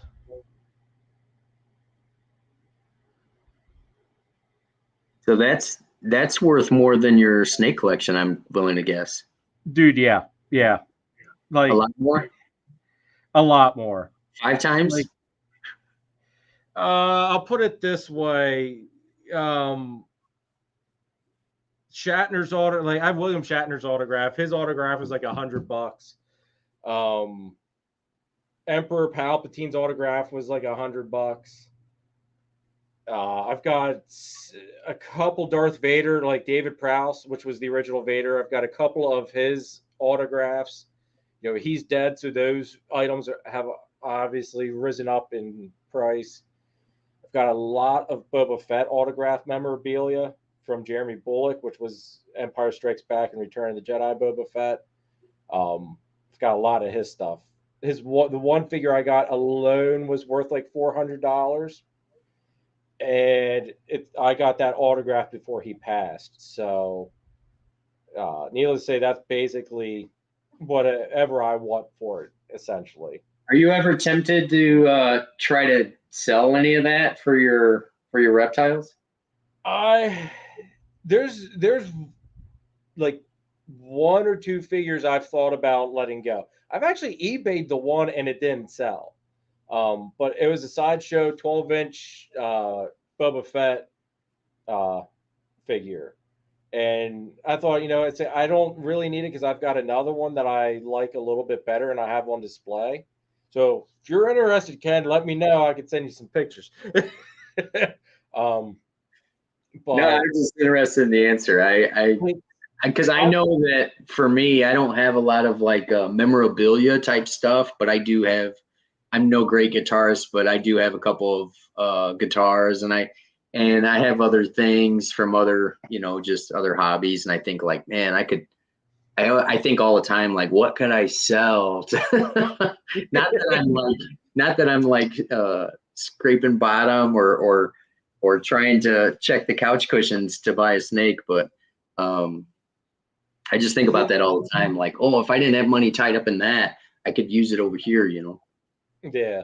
See, I think the thing is like a lot of the pieces that are autographed, the people are dead that autographed them. So you'll never be able to get that again. Um, and it's another one of those things where, like, some of these actors, like a lot of them are getting older, and you know, they're like, you don't know when they're gonna go. I mean, I've what was it, last year? I think maybe I got the guy that played the original Green Power Ranger from when I was a kid. I got his autograph. Well, he went and killed himself this year. It's like you just don't know. And Mm-hmm. I'm not gonna lie, like one, I did like the Green Ranger, but I kind of got it as a funny ha ha joke because we were at this one Comic Con and the guy showed up an hour late. And when he finally showed up, like instead of his fans being pissed that he was an hour late, they were all cheering and praising him like he walked on water. And we sat there in line for Star Wars guy. We're like, you know, I'd be mad. Like Yeah. I wouldn't be cheering. But I mean, like, so I kind of got it as a funny ha ha that, you know, I got this from this guy that he could show up an hour late and everybody still loves him. Um, but then a lot of it was, you know, it's like it's just stuff that you can't replace. My one stand for my Boba Fett, Jeremy Bullock broke it. Like he was there autographing it and he dropped it, and I didn't realize till I got it at home. But when he dropped it, one of the pipes on the back of the stand broke off. So I can now say Boba Fett broke my toy. Mm-hmm. So you know, it's just a funny little ha ha thing. Yeah. Um, Memories. yeah, and it's, you know, it's just, I don't know if I could ever really sell any of it. I'm sure once I die, Dom and Hadley and the one that's on the way here, I'm sure they're going to offload it real quick because I'm sure by that time it's going to be rather expensive stuff. But I don't know. I mean, I think if I would sell someone, I would probably really regret it. I have thought about it, though. I'm not going to lie. I've You could sat get there and some I thought, you pretty know, if cool I black and sold white this, I could. snakes, man. What's that? So you could get some pretty cool black and white snakes for some of that stuff. I could. Like, if I've thought about it several times, but it's just like, man, if I got rid of it, I would kick myself so hard in the ass. Yeah. That's what's important to you, man. Exactly. Uh, take a picture of the rolled up paper in the front lawn. What the? Oh, you guys, I swear. Uh, That's funny. You said that about an AR-15. I almost sold my AR-15 for that same reason. oh, And okay. and then right when somebody was showing me some interest, I was like, man, what am I? You know, I'm not really gaining anything by selling this gun. I'm just going to keep it. See, that was some of the parts I traded Danny for. Some of the snakes was AR parts and some ammo and stuff. Because way, God, this is going back like during when Obama was in office. I was building ARs on the side just as like a side gig. I would build like, you know, competition ARs. Like if you wanted to do run 3 guns, or if you wanted to do like more long distance, like kind of DMR builds, like designated marksman type of builds. You know, I was doing that stuff. Um, and business was great for a while, but then it started slowing down as like Trump came into office and stuff, and then like business really slowed down, and it kind of just crashed after that. But it was fun. I mean, I think I've sold most of the stuff I built now because I built an SBR. Yeah, went through all the legal tax stamps and all that fun crap. But after building that, like I had no urge to really shoot a lot of the other stuff because the SBR was just that much fun. It just, you know, it took kind of precedence over everything else. So I started letting other things go slowly. Now I'm down to like, I'm just down to where I don't have anything else to really get rid of. And I'm okay with that because I can't remember the last time I went shooting. Yeah, that's me too. A year or two. That's me. I don't ever shoot. I don't ever shoot anymore. And that's why I was like, well, maybe I'll just sell this gun. But I wasn't really. I was like, at the end of the day, not gonna get. I mean, it's just a basic AR-15. I was gonna get like $700 for it. Oh, okay, yeah. Like, yeah, some of the stuff I was building, like the triggers alone were like $200. Like it was some top-notch stuff. Phil, I know you're just joking, bro. I know. Phil, we do need to get odium into Exantic, though. We do need to do that. Well, that's another gene I don't think a lot of people talk about is odium. I think odium and Exantic would be awesome. So, Phil, send a mail over and let's make something work. I like that back and forth stuff. That's like, I was raised on that. Well, I mean, you work construction too. That's part of a construction site. I like that. Oh. Just talking trash back and forth. And when it's with the right people and you can laugh at yourself, poke fun at each other, man, that's a brotherly love. It is, dude. If you could see our group chat that all of us have, like, I don't know if we have had one real serious conversation that has lasted more than like maybe 3 messages. Normally after like 3 messages of seriousness, it takes a right turn into no man's land and it's just every man for themselves. Yeah. It's fun. Like it's just a great time. All right. It's great that there's people in here that, we've spent enough. Well, I mean, you guys have met in person, but I've never met you or Phil in person. And it's great that like on social media, we've spent enough time where it's like we're kind of comfortable with each other. And yeah, I think that stuff's awesome. I don't do a lot of it because I'm always afraid like people are going to take me the wrong way, and But that stuff is how I say I love you. Well, exactly. It's like once I get to know you, if I don't start poking fun at you a little bit, or I'll put it, if I know I can find something I can poke fun at you with, I'll do it. But never do I ever mean anything negative on it. It's always out of good fun. It's how I say, hey, you're cool. I like you. You're accepted into the group. Right. If I don't talk to you at all, then there's a problem. Yeah, exactly. And Nathan, nobody should ever see that group chat like ever. Yes. Yeah. It's that group chat is a little rough. It's absolutely hilarious. I'm like, Nicole's in it. I'm surprised Nicole like even associates with us after half the crap that comes out in that chat. It's just funny. But holy crap, dude. It's like 11 o'clock. I did not, like, we've gone almost 3 hours. I did not mean to keep you up this late. No, man, I get Chinese eyes, but I could do this all night. Well, I don't want to, because you have work tomorrow, I assume. What's the time difference? Like, it's 11 here. Oh, it's only 10. It's only 10 there? Yeah. Oh, wow. That's not that bad. I thought it was more of a time difference for some reason. No, I'm on Central Time, and actually, if I go an hour east, I'm be on Eastern Time. Oh, okay. Okay. I'm on Chicago time, but Eastern Time is not that far. All right. Well, if you want to go, I mean, if you're okay with going a little bit longer, I don't have any dire, desperate plans. Like, I'm laid off, so I don't care how long we go for. No, like I say, man, I don't talk enough about snakes, and when I get the chance, it's hard to shut me up, but I could talk all night. Well, let's do it, dude. Everybody in the chat, you guys want to go for a little bit longer? I mean, as long as numbers stay up, I mean, we've been floating between 20 and 30. It's been a consistent, like, 22 here. So, I mean, hey, if everybody wants to sit down and listen, I mean, we can talk. Like, what are some of the things you want to talk about? I mean, we went through some stuff I had written down. If they get tired of us, they'll just leave, right? Oh, yeah. Yeah.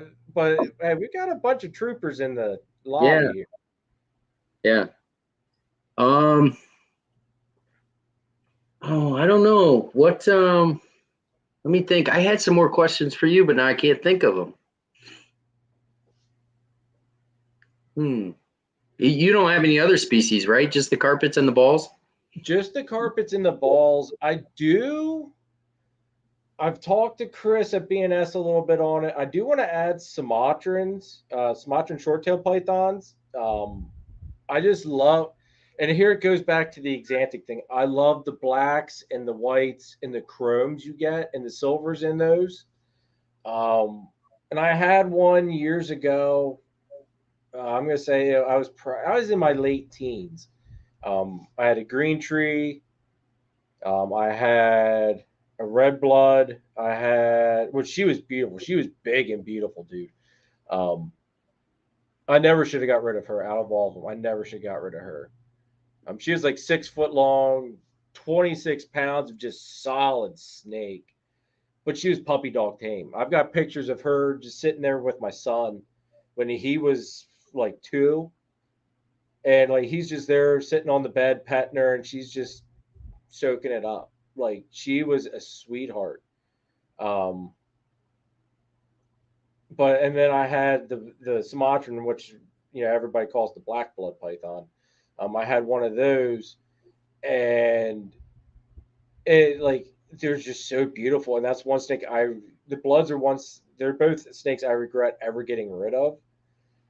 I would like to have a breeding pair of them though, and just do like one pairing of them. Like I don't want to get too far down the rabbit hole as far as multi-species. But I do like having a little bit of diversity in the collection. Plus, it breaks up some of the monotony of the same thing. Yeah. I feel like after, as much as I love ball pythons, after a while, it seems like some people get tired of working with the same thing over and over and over. And then that's when you see people start to switch over to something or add a little bit of something else into it to spice it up a little bit.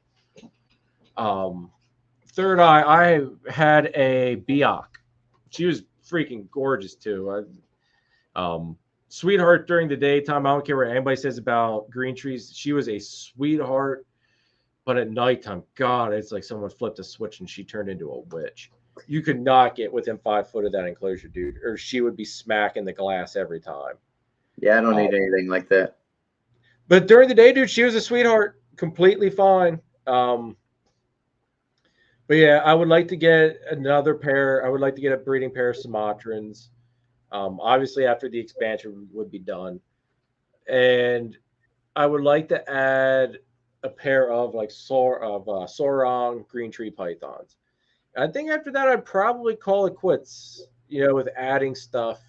I know I did tell Chris I want a white lip python because he's got one growing up, a female. So I would like to get a white lip just for pure eye candy. That's it. Like not to work with them, but that's something I would. Those are some I'd like to add. Yeah, Moreforge had a question for me. They were asking what my goal animal was this year. I've got a shot at DG Batman's. Ooh, nice. The female is only 50% het DG. She's a visual clown. Okay. Pastel leopard, and but she's been locked twice by lesser spot nose DG het clown. So, and I think she's gonna go. She started a little bit small, but she's been slamming food, and she's acting all the right ways. So I think she might go. Hopefully she proves. She's a really bright pastel leopard clown. She's really bright, so I'm hoping that possibly that's a DG het influence. But I was gonna say, dude, all of my het DG stuff is noticeably brighter. Even my normal het DG, like you can tell she is not just a normal, by any means. She's definitely several tones brighter. Yeah. I've got that one bumblebee female I'm raising up that I produced this year. She was the best out of the clutch, but she's like so super clean and so freaking yellow that like it's just mind-boggling with how awesome she looks right now. and I can't wait to see how she goes as time, as she ages. But wow. Yeah, and then the other one I'm most excited about is I have a pastel chocolate DG het hypo female, and I bred her to a bongo clown that is pos het hypo, 66% pos het hypo. So if I would love to hit a hypo bongo chocolate double het DG clown. That would be a nice builder block animal that I would not let go. Chocolate, okay, with bongo and even. See, that's another gene you don't hear a lot about. A lot of people working with is bongo. Now, how much bongo do you have in your collection? I'm about to have a lot. I got one bongo clown, and he's going to almost everything this year. So I'm only breeding like 2 males this year. I'm only doing like maybe 10 clutches. I'd be lucky if 8 of them go, but he's got like 6 of them, and then that DG boy, the lesser spot nose DG het clown, he's going to 2 or 3. Okay, nice. Yeah. See, I've got 1, 2. I've got a dreamsicle female that produced those other animals that I was showing off earlier, and I couldn't figure out what I wanted to do with her, so I'm repeating the pairing for now, but I still haven't decided. Maybe I'll throw something else in there right at the very end. See, I was kind of with my pewter girl I have. She's gone 2 years in a row. I'm pretty sure she's going to go this year as well. She's a real trooper as far as egg production. But first season I did the Desert Ghost male to her.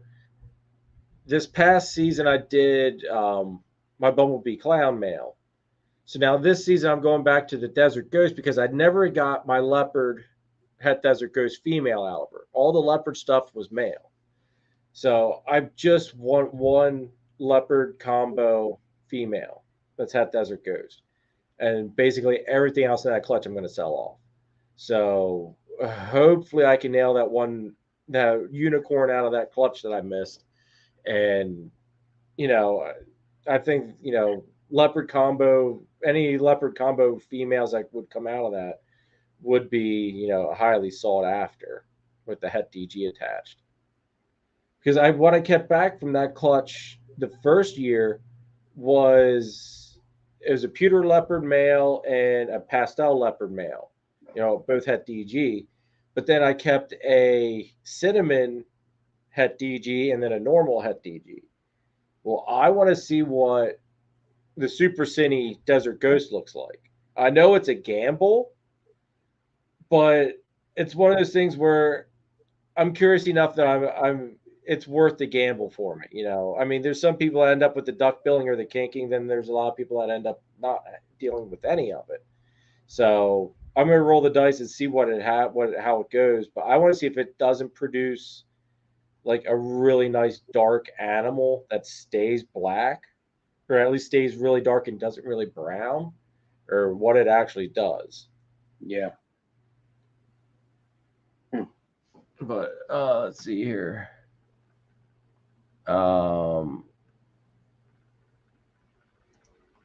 Chris here says, which is mahogany pied het lab with lock. Bill says need pied in it for the Holy Ghost. More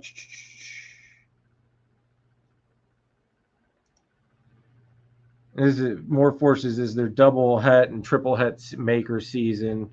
So there's a lot of people that are taking this season. They're not necessarily worried about selling stuff. They're using it as more of a building year, it seems. Yeah, and that's recently I was saying, I spent a lot of time on Morph Market, and I see animals all the time that of course I would love to have, but then I'm thinking like, man, I'm gonna produce animals and then they may not sell. Some of them, even the ones I'm trying to sell, may not sell. So I may have an army of hets, double hets, or triple hets, and so there's a part of me that kind of wants to wait and see, because I kind of feel like with the animals I've got already, I could just sit back for a little bit and sort of just breed my own and build my own sort of projects around me. Yeah. Well, I know, like my buddy Mike that does the boas and stuff. He's completely taking this breeding season off. He said he's not breeding anything. I even tried talking him into like just do one pairing, dude. Just like one pairing, because I mean he's got some killer stuff. So I told him like just do one pairing to help offset the cost of feeding your collection because he's got a crap ton of boas, and he's just like, I guess the boa, from what he says and everybody he's talked to, the boa market has slowed up that much that it's like he just can't justify remotely even taking a chance with it. And we've even everybody. This is also a shameless plug for me too. I've got all of my animals for sale up on Morph Market right now that are available, and we just updated his one boa that he had from last season. We updated the price on her, so go check that out. He had me drop the price pretty far down on it, so definitely check it out. See if it's something any of you guys may be interested in. But I think we dropped it down to like 1,200. So he took like, I think he had it at like 1,900 originally. He had me posted at.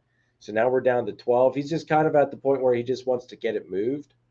I think it's kind of one of those deals where if it sits too much longer, he's just gonna say, he's put enough money into it. He's just gonna keep it. Is my guess. But it sounds like the boa market's been hit a little bit harder than the ball python market has here recently. Yeah, I know Brandon Nixon said he still has some boas for sale. Yeah, Brandon, I think he had told me that the boa market was a little slow too. And then John and Haley from KL Constrictors, which they're another part of our PA group. But they had said, like they've noticed that like the boa season is just really, really moving slow. All right, Holdback Rack says boas have been doing okay at shows though. Okay. See, that's good to hear because that I've been trying to talk him into letting me take the boas he has for sale to the shows, but he doesn't. He's worried about, bringing like mites back and all that stuff. But it's the high end stuff that slowed down on Morph Market. Okay, see, yeah, that's like this thing. Oh, I can rattle it off here real quick. Let me pull it up.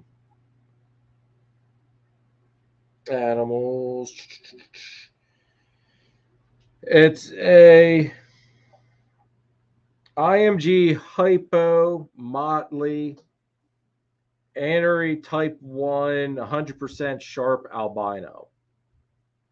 So, I mean, it's from how I understand, I mean, I'm no boa entrepreneur by any means. I mean, I know IMG, and that's about it.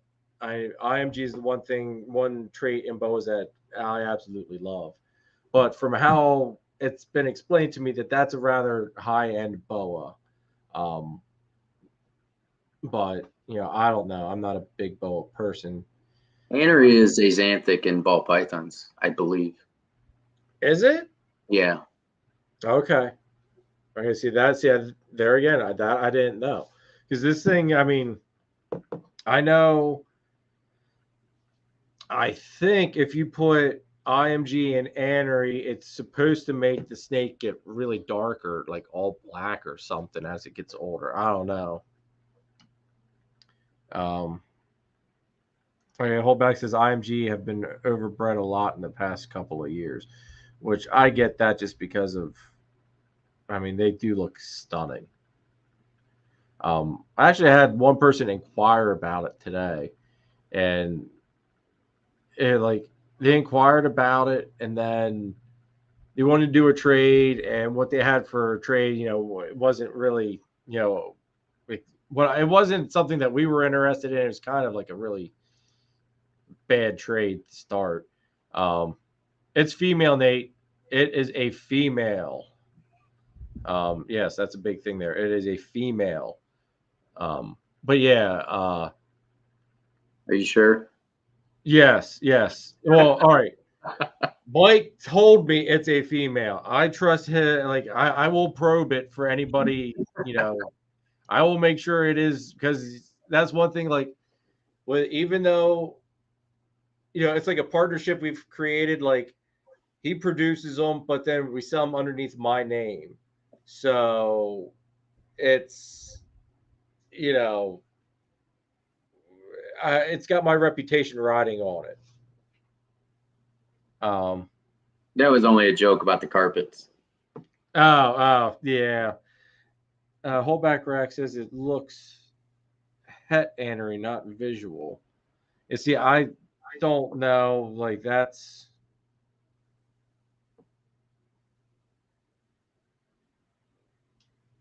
See, he had told me that it was annery. That, like I said, I don't know and much about the boa stuff. I kind of take him at his word on that, because like boa genes are like speaking a foreign language to me. But I will definitely say something to him, hold back rack, and see what he says. I like the Argentine boas. I think that it's kind of my dream animal. I'd like to have an Argentine boa one day. Okay.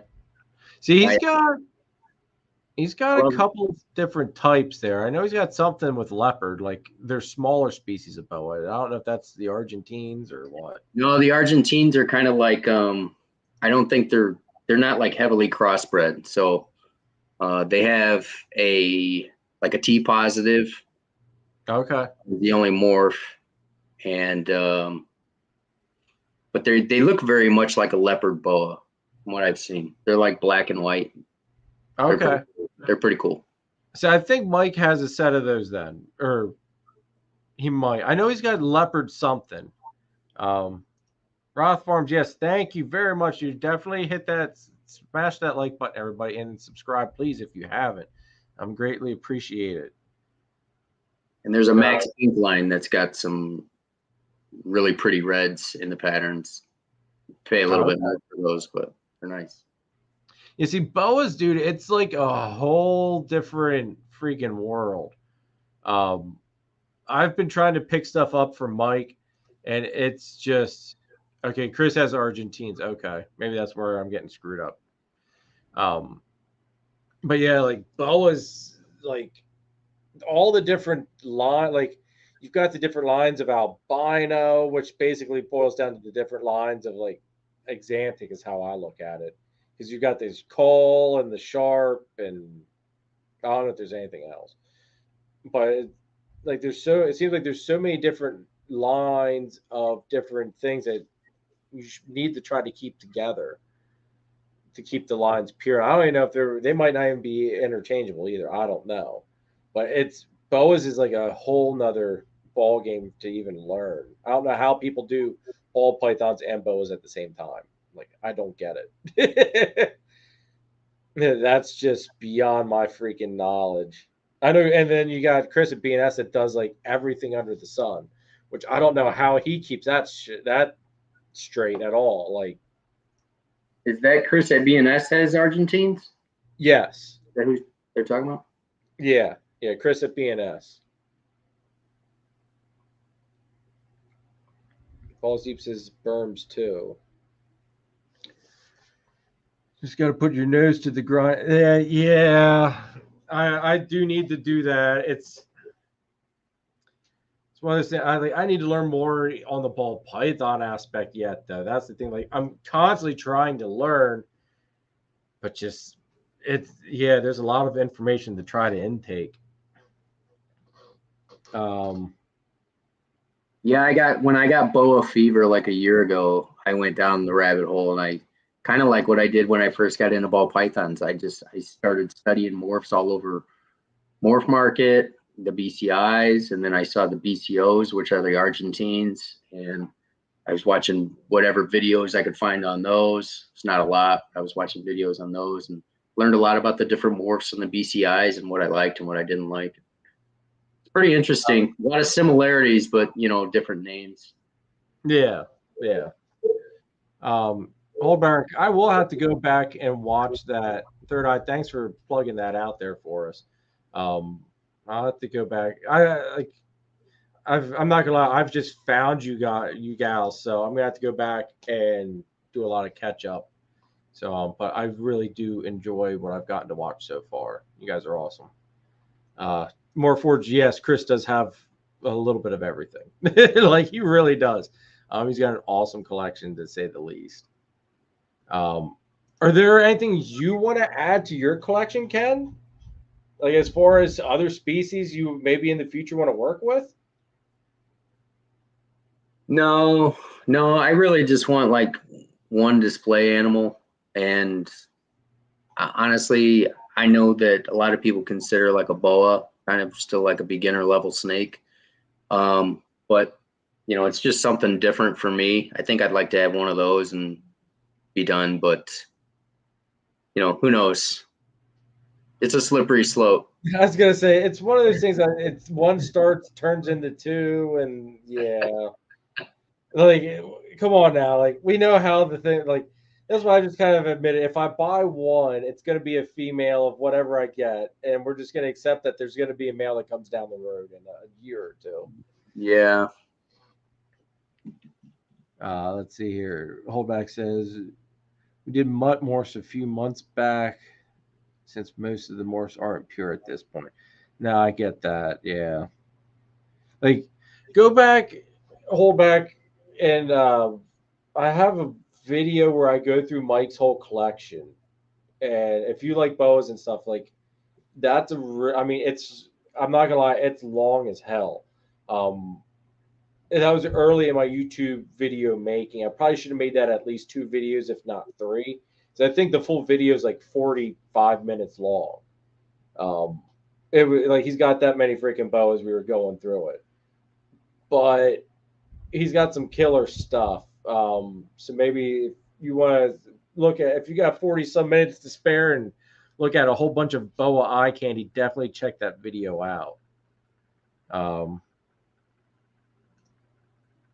Yeah, Morphforge, they really are. They're a fun cast, definitely.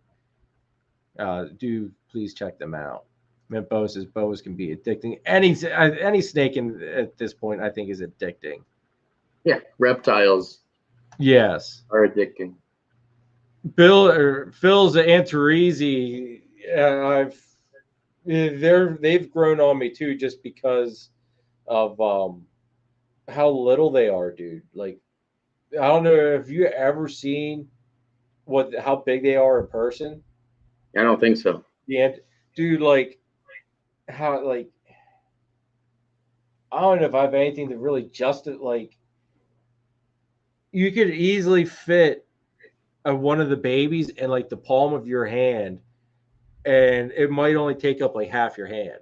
Like, they are freaking tiny. Actually, I might have a picture still. Like the size of a hatchling, like a ball python hatchling? Oh, dude, they're way smaller than a ball. Like, you could probably fit 5 of these things in one ball python hatchling. Like the size of a pencil? Yeah, pencil might even be big. Okay, here, Bill, 6 grams. I'm looking for. I had a picture of one. I don't know if I still have it though. Because I did take a picture of it because I figured no one would ever believe me with how small these things are. And watch this, I probably deleted it. Either that or it's just amongst all these other pictures of snakes and Hadley. Phil, do you remember how long ago that was that I took the picture by chance? I bet you I deleted it.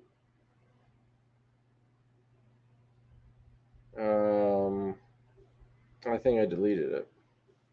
Like, the thing was freaking. Phil, Maybe send me a picture, Phil, of a baby. I know you've got to have a picture of it, and I can show everybody. But yes, Phil or Nathan, whoever's got a baby picture. Yeah, because now I'm all the way back into pictures where I was building the snake room, and I know it was way before that, or way after that. Snake room was definitely built by then. Give it one more quick go abouts here, just to, because they do they. I think Phil uses I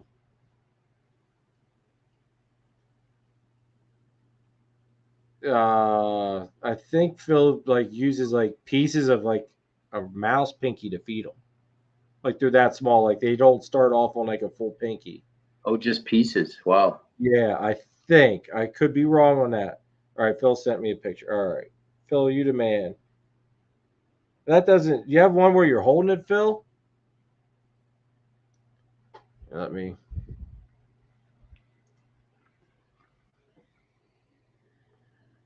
It kind of comes in awful dark though, doesn't it? Yeah, I can see them. I just have no size. Yeah, no size reference. Yeah. Phil, you got to have a picture of you holding one, Phil. Come on, Phil.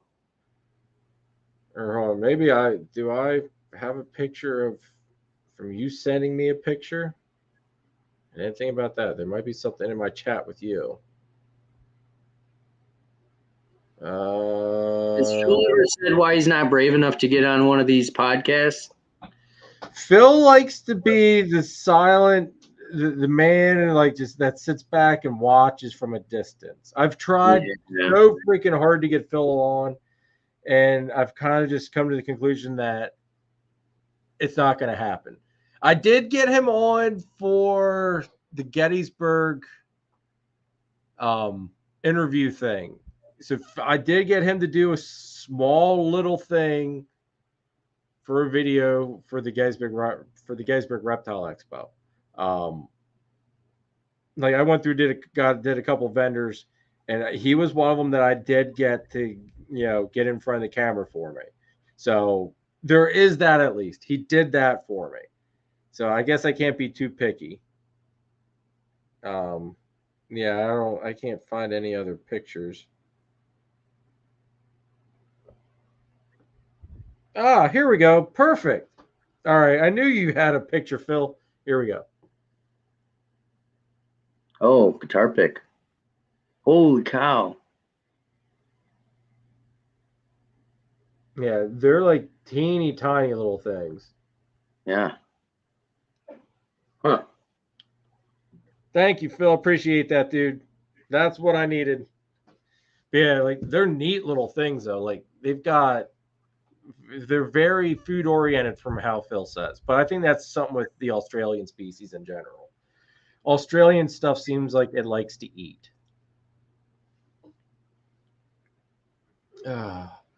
Anybody in the chat, you guys have anything you guys want to cover as well? Like you guys can throw out topics if you want us to talk about. We can chit chat. Ken, if you've got any topics you want to talk about, I kind of think I'm out of topics until my mind randomly kicks something out.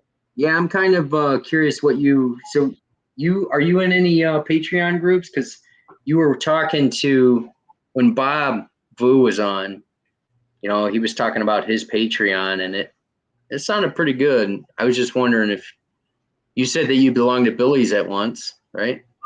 I was on Billy's. It was great. Don't get me wrong. I was on the $25 tier, which I think was the breeder tier. It got you access for like the members' lives, the members' Q&A stuff. But I it wasn't like Bob's where like with Bob's, from what he was saying, what you pay in goes towards like a snake purchase. It builds you credit basically with it. Right. Which I like. Billy's, it didn't do that. Billy's, what you were paying in just went to, Billy. Yeah, you were getting his time, which time is money. I get that. I don't fault him on that by any means. Billy's awesome. I learned an awful lot from him during those months. I was on there probably for almost a year. Um, it was a little bit shy of a year, but almost a year. I'd learned an awful lot, but it started to get to where I didn't have time to get the Q&As. A lot of the stuff was kind of like a repetitive thing, and getting I stopped getting back what I thought I needed to get back out of it. Um, I was learning more from like the friends in like my PA group, or just watching other live streams. Um, yeah, Third Eye. Yeah, he had a good Discord as well. But I think you get more out of Billy's if you're in like the higher tiers, where you can get some of the more one-on-one tutoring with like your breeding plan, stuff like that. You get discounts on Husbandry Pro. Um, there are perks to it if you go to the higher tiers, but there again, you're spending all that money, and you got to be able to justify what you're getting back in return. Is it really worth it or not to you? With what Bob was saying on his live with me, like that sounds like an awesome system that he had going. And I'm not gonna lie, I didn't get a chance to check it out yet. I'm still planning on signing up for his Patreon though. So, excuse me. Bob's is what I'm going to join. I'm not gonna lie, but it's I just gotta get the time, and I don't. I just need to get the time and jump on it is basically what I need to do. But Billy's was good. I stopped feeling like my money was being well spent. And I think there's been a lot of people that do it. I mean, there's still a lot of people that are on his Patreon that I know. But I was just I got to my point where it wasn't benefiting me anymore. So I just couldn't. I like Billy, but I couldn't justify sending him $25 for what I was getting anymore. No, I hear you. I hear you. What's up, Pat? Yeah, Pat, what's up, dude? Are you on any Patreons or anything? Yeah, I started on Justin's pretty early. Like, I've been on that one from about the time it started, but I've never done the VIP, gone all in on the VIP. I would like the experience of going to his place, checking it out. I know Pat's done that. But so I started out on like the $50 tier, and then I dropped to the 25 because I didn't feel like I was getting a ton out of it, like you say. But at the same time, like I kind of wanted to maintain that connection, to Justin, because like before the Patreon, I would send him questions every once in a while, and I kind of felt like, it made me feel like I was giving something back, if I have future questions, or like, it just kind of maintains that contact. I don't feel like I get a lot from the $25 tier. I mean, I get to see like his clutch cut videos mostly. I think that's almost entirely what it is at that tier. Oh, okay. The Royal Canadian Reptiles one was recommended to me. Pat's in that one. That's a good one. They got a great Discord. There's all levels of breeders in there, and just a lot of good, helpful discussion, and a lot of good opportunities, good networking, and a lot of good opportunities for animals. If you're, into similar projects, a lot of opportunity for good animals, and an opportunity to sell yours too. So, oh, okay, that's a good one. It's only 20. It's a flat rate, $25, and I believe it goes towards an animal if you choose to spend it that way. But oh, nice. See, that was with Bob's thing. Like that was like all the perks. Like you got the clutch ID stuff. You like the tax help stuff. Advice on that. Like the stuff he was listing off. It's like, okay, this is really well worth what you're spending. It didn't seem like it mattered. It didn't matter. It didn't. Don't quote me on it. It didn't seem like it mattered what value tier you were on. It sounded like you got the same information no matter what. Yeah. It just mattered as to how fast you racked up your credit. So yeah, yeah. I think the greatest value to any of those is the like the private Discord. You know, it's a great network. It's a great way to network with people who may have never heard of you or seen you, and you know, or that you've ever heard of or talked to. It's a great way to meet people. Yeah. And to get your name a little further out there, and they can get a chance to see what you're working on. You see what they're working on. And that's what attracts me most about Bob's too. I'm sure it's just another group of probably some of the same people, but other people that, you know, the more you can network, we all know how valuable that is. Oh yeah, exactly. I did want to hit Third Eye's here comment real quick. The next show that I know of, Third Eye, is Gettysburg Reptile Expo. So I'll be vending there. So stop out, say hi. Love to hang out and see you. But yeah, that's the next one that I know of. I don't think there's any before that. Don't quote me on it though, but that is the next one that at least I'll be vending at. I did see KA Royals. Thanks for tuning in from the UK. Awesome, dude. Awesome. Thank you. Appreciate it. We made it late enough to where Europeans can tune in. Yeah.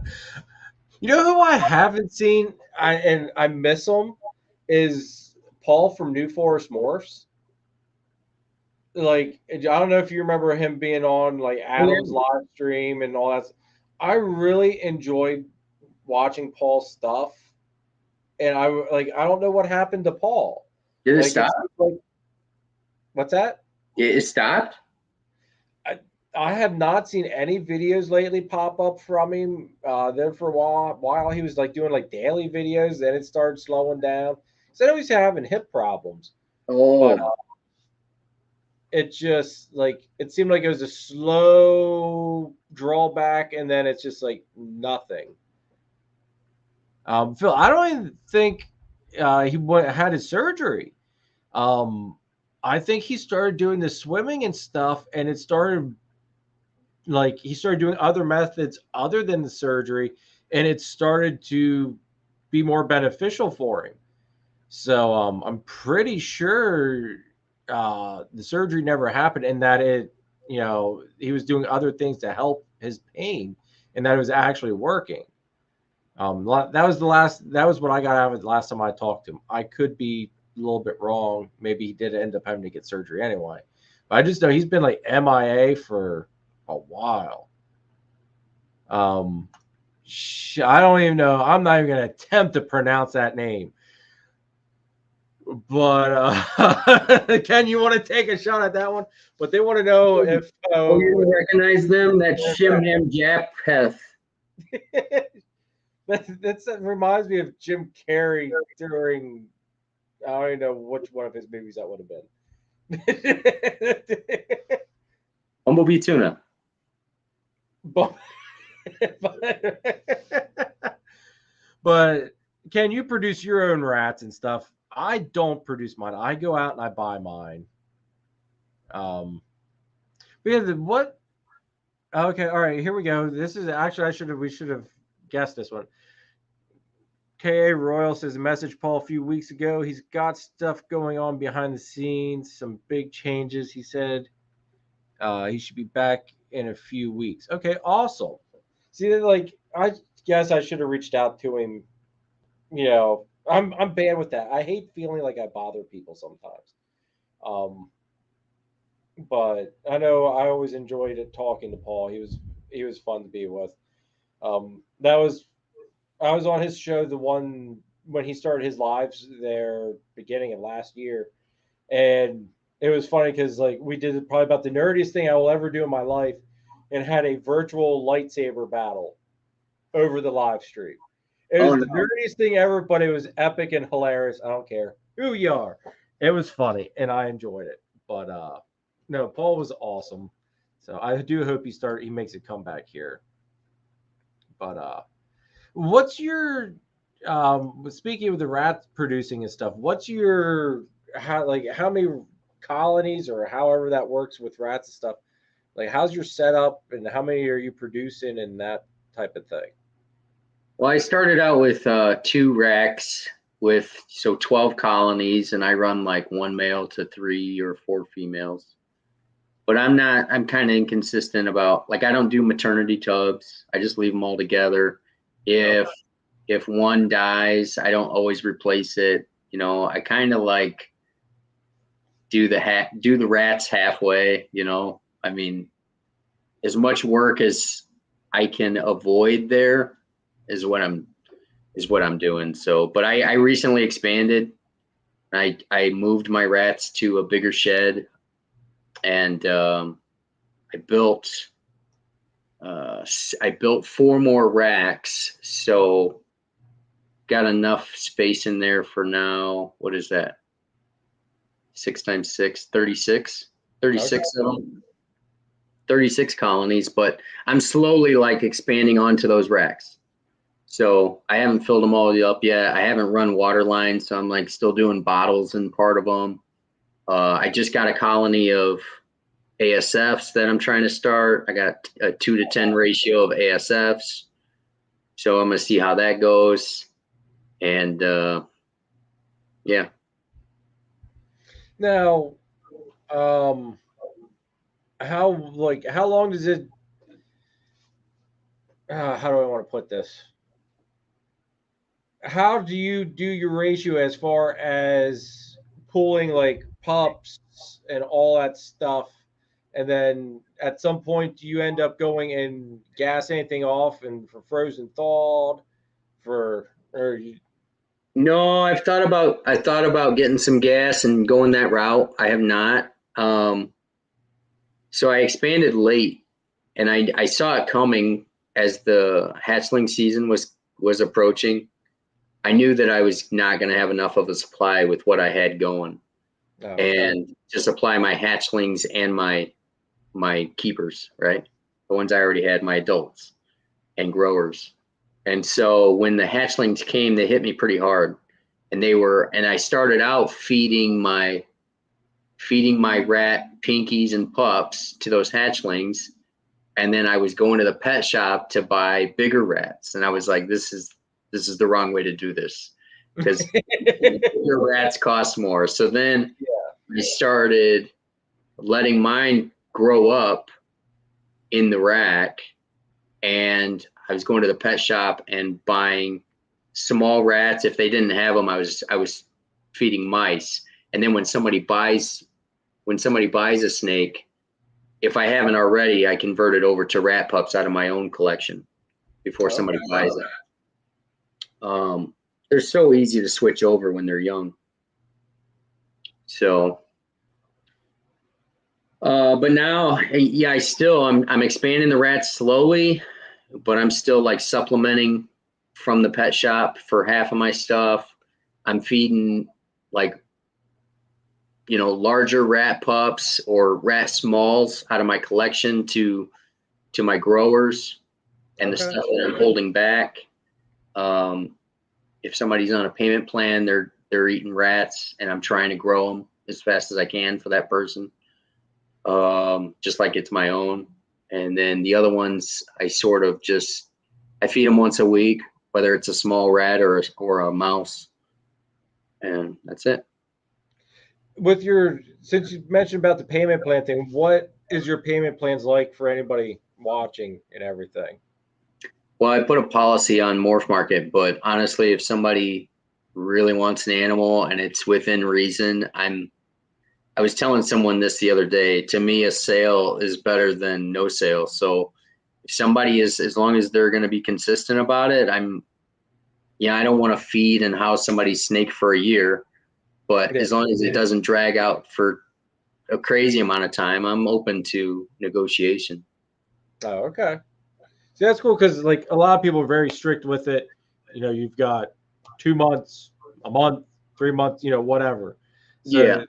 It seems like everybody's got their own little method thing. So I think that's cool that, you know, you're kind of a little bit flexible on that. It would be different if they were like flying off the shelves right now, but we all know how this market is at the moment. And, you know, if somebody's interested in something that nobody else has even inquired about, or is even trying to make an effort to negotiate with me, then yeah, I'll sign them up. And, you know, like I say, as long as they're sending me money every month, I don't.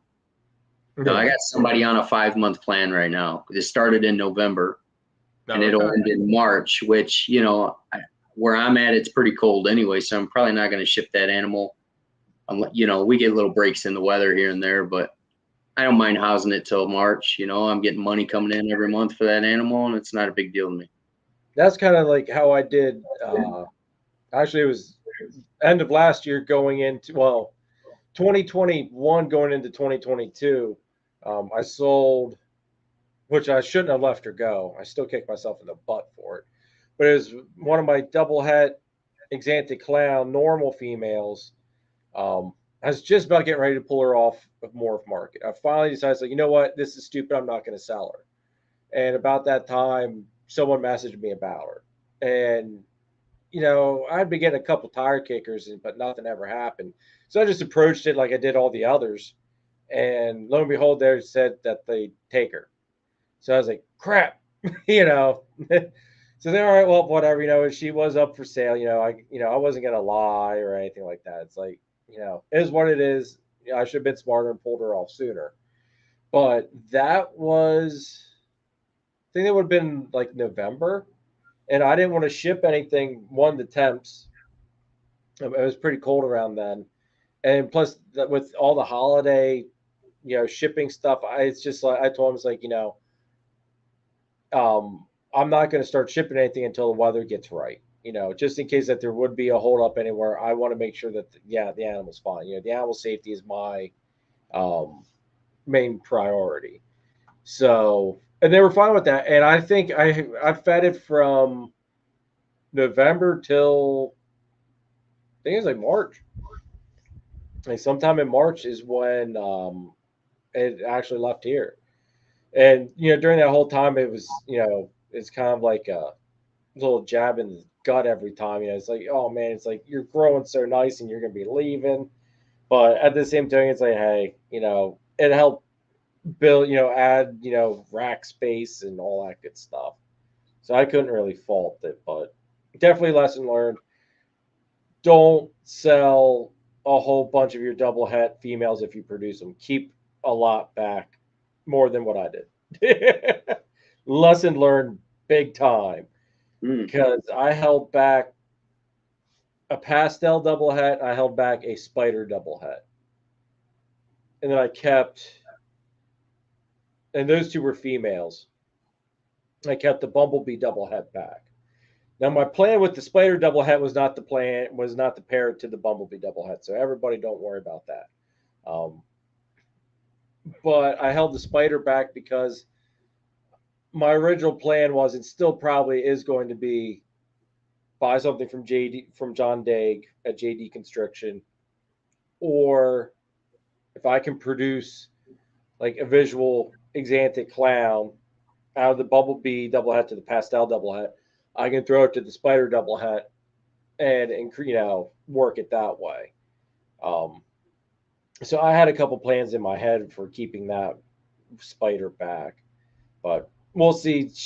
I put her in the 50-20 tubs, and she was doing fine, and then she stopped eating all of a sudden, and she had been off food. So I just moved her back into the 1065 rack to see if maybe the bigger tub size freaked her out, and we're gonna go from there. She didn't start getting small, like losing weight or anything. She actually still gained weight a little bit, but I think she only gained, shoot, I just looked at it today even.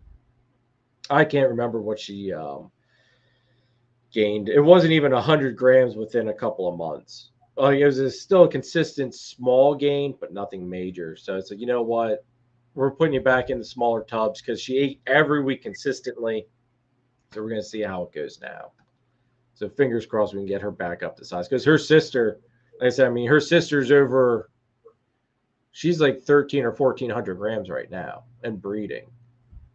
So that gives you like, and she might be, I think she's like 600 grams, 700 grams, something like that in that neighborhood, maybe 8. So that gives you tells you how the big size difference between the two of them. Definitely a lot bigger. We're starting to lose people here. I think everybody's starting to get sleepy. Yeah, I was just thinking that same thing. I know I am. So everybody, anybody else have any questions they want to ask Ken or myself? Appreciate all you guys tuning in. I should have gave this shout out a little bit earlier, but the next guests are next week, next Sunday, the day before my birthday. I have Robert from Husbandry Pro joining us. That's going to be a live, folks. You definitely don't want to miss. I'm really looking forward to diving into the Husbandry Pro app and hearing about some of the improvements or things that are going to be coming with it. Nathan from Infinite Possible Pythons is going to be co-hosting that with me. So that's going to be a very fun episode, I'm sure. I'm hoping Nathan's really looking forward to it. I know he had joked around with me saying that it would be easier to have him help co-host. That way he's just not bombarding the chat with a crap ton of questions. So it's like, you know what? Hey, great idea, because Nathan's a lot more tech savvy than me. So it's like, shoot, we'll do it. Co-host it with me, brother. So Nathan will be co-hosting that with me. On February 5th, I have Mike from Scattershot Exotics. That's going to be basically an all carpet python episode, folks. So definitely, if you're into carpets, that's one you're going to want to tune into. I'm going to be picking Mike's brain like crazy during that live on breeding strategies, just because of what I've got going on here. So don't miss that, because Mike's very well known, in my opinion, anyway, in the carpet python community. On February 12th, I have Amelia of Blue Ridge Pythons joining us. It's going to be awesome having her on, because she was very active in the chats there for a long time on a whole bunch of different lives. Thinks life's kind of got her caught up a little bit at the moment, but she's coming on the 12th. On the 19th, I have nobody. Reason being, I was going to schedule somebody, but the baby's due on the 17th. So I'm gambling with that. The babe, I'll probably be in the hospital and or not very available for a live. So I figure I'll do a short solo live on the 19th.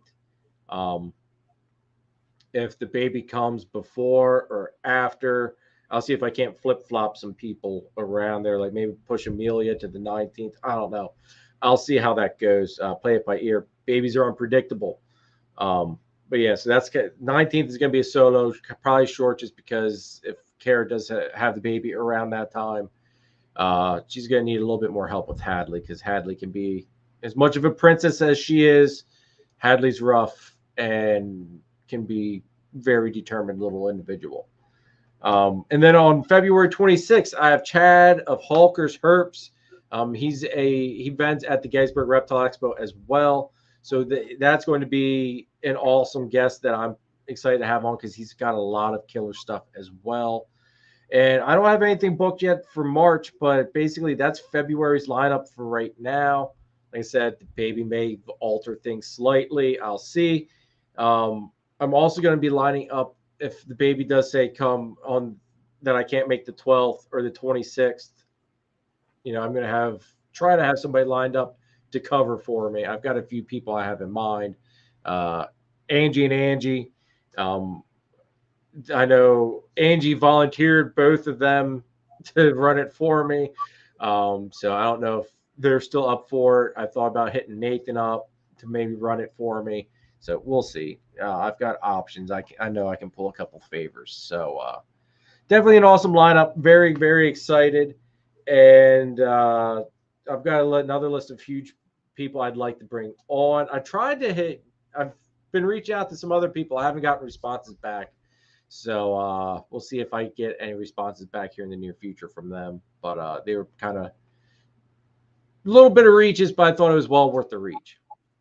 So yeah, Ken, thank you so much, dude, for being tonight's guest. I greatly appreciate it. I mean, this is the longest live I've had in a while. So I really appreciate you hanging in there with me, dude. Yeah, I love shooting stuff with you. Shooting, you can say it, Ken. Shooting the shit. No, it's a natural conversation. It feels like, and I enjoy it. Like I say, I could talk snakes for a long time, and it's nice to have somebody that's kind of on the same wavelength as me. And yeah, well, dude, anytime you want to shoot me a message or anything, I'm just a phone call or a message away, dude. So definitely hit me up, because I don't get it. I never really get tired of talking breeding plans, any of that stuff. So always feel free to hit me up, dude. Yeah, thanks for everybody who came out and hung out for the whole time. And yes, thanks for having me. I really appreciate it. No problem, brother. No problem. Everybody, Ken's information is in the description down below. Check him out. Instagram, Morph Market, YouTube. Definitely go to his YouTube channel and subscribe to it, everybody, because let's face it, when he does egg cuttings, that's how you're going to know first thing of what's going on. And for some of the updates and stuff, definitely go over to his channel and subscribe, please. Also, make sure you guys go and check out the sponsors of this week's episode. I'm going to give them a real quick shout out here, since we were at the end. That would be Chris at S Reptilia. Well, let me get rid of Phil's comment. There we go. Chris at S Reptilia. Everybody, go check Chris out. All of his links are in the description. Nathan at Infinite Possible Pythons. All of his links are in the description as well. And then Joe and the Gettysburg Reptile Expo LLC. All of their links are in the description as well. Definitely check them out. Check the show out, folks. That is probably, in my opinion, one of the best PA shows there is. Great vendors, plenty of room, and it's a huge venue. Very, very top-notch breeders. It's one of those things where it's one of those shows where you don't need to go to a show like Tinley to get to experience some true top quality animals. Gettysburg has you covered on that one. So definitely come out and check the show out. And it's a great way to meet me and some of the other people that are in this chat and sponsors. A lot of them vend that show as well. So thank you so much, everybody, for hanging in with us. I know it was a long one. Everybody hung in there everybody. Right now it's just when everybody's kind of starting to drop off. They're like, "We're tired of you rambling, Jeremy. Like, we're done with you." Anyway, Ken, hang on here 1 minute while I wrap this up. But everybody, thank you so much for all the love and support. This week's video will be, I think I'm going to do my holdbacks. It's either going to be holdbacks or ultrasounding the carpet. I'm not entirely sure yet. It's going to be one of the two. So, yeah. I might actually reshoot the ultrasounding of the carpet now that I've gotten a little bit better with manipulating her. So maybe we'll reshoot that. I don't know. Anyway, it's going to be video. Make sure you check it out Wednesday. It'll drop at 10 o'clock Eastern time in the morning. So check it out. I appreciate all the love and support, everybody. And I'll catch you next week here, 8 p.m. with Nathan and Robert of Husbandry Pro. So I'll catch you then. Take it easy.